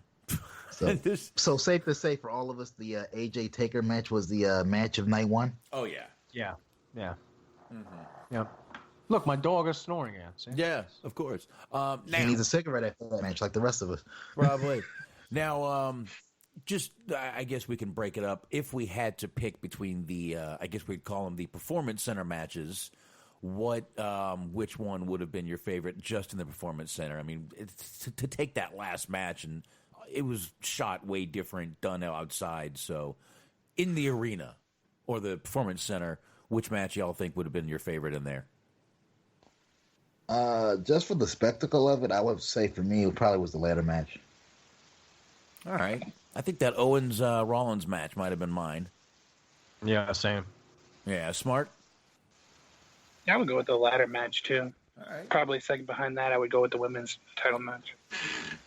Really? Wow. Yeah, I thought it was really good, actually. That Owens bump was fucking... I thought that was a really good match, aside from the bump. But that bump really put it over the top for me. Yeah, it was good. I mean, I'm not saying that was a bad match. It's just preferences. Yeah, fair enough. All right, well, I guess we're going to do it again tomorrow. Yes, we will be doing this again tomorrow. I know a lot of shows are just starting now, and we're just ending, but I will get this put right up online within the next hour for you guys. And that's what we're going to do. I think I'm going to send this over to Shaheen. I think he might be putting it up, too. Shaheen, why don't you tell them where they can find it? Yeah, you can check me out, Wrestling Overdose, Wrestling OD. Check that out, patreon.com/Wrestling Overdose. You can check me out, my art prints at Nuclear Heat Shop. You can check out my T-shirts. Got a bunch of licensed T-shirts from Terry Funk to Sabu to Bruiser Brody. I mean, you name it, it's up there. You can check that out at Chairshot Tees. That's Tees, Tees. And Clothesline Media. That's a new website that I just launched, where we're basically going to be putting out a bunch of different podcasts, video content, stuff like that. So I got a couple of interviews coming out with Jimmy Hart and JJ Dillon and Tony Atlas and a couple other people. I'll be putting up like backstage interviews and all kinds of different shit. The coronavirus really threw everything off, but those are mainly things that I'm currently working on. And I had a bunch of stuff coming out for Mania, but it got fucked. But we'll continue on and we'll figure it out once we get back to normal. But this was fun. We'll do it again tomorrow. So there check you me go. out. All right. Check out Shaheen, guys, and always check out the High Marks and, of course, Bobby Anthem and Bobby Blades on the Inhuman Experience. Check out the Unscripted Wrestling Podcast and, of course, Stephen Milan. Thank you for sharing the show. Letterboxd, boxd.com/Stephen Milan, 2 L's in Milan. Subscribe, rate, review, follow us. You guys can follow us on Spreaker, Stitcher, iHeartRadio, Spotify, Google Podcasts, TuneIn, Player FM, you know where. Anthony, wrap this bitch up for us.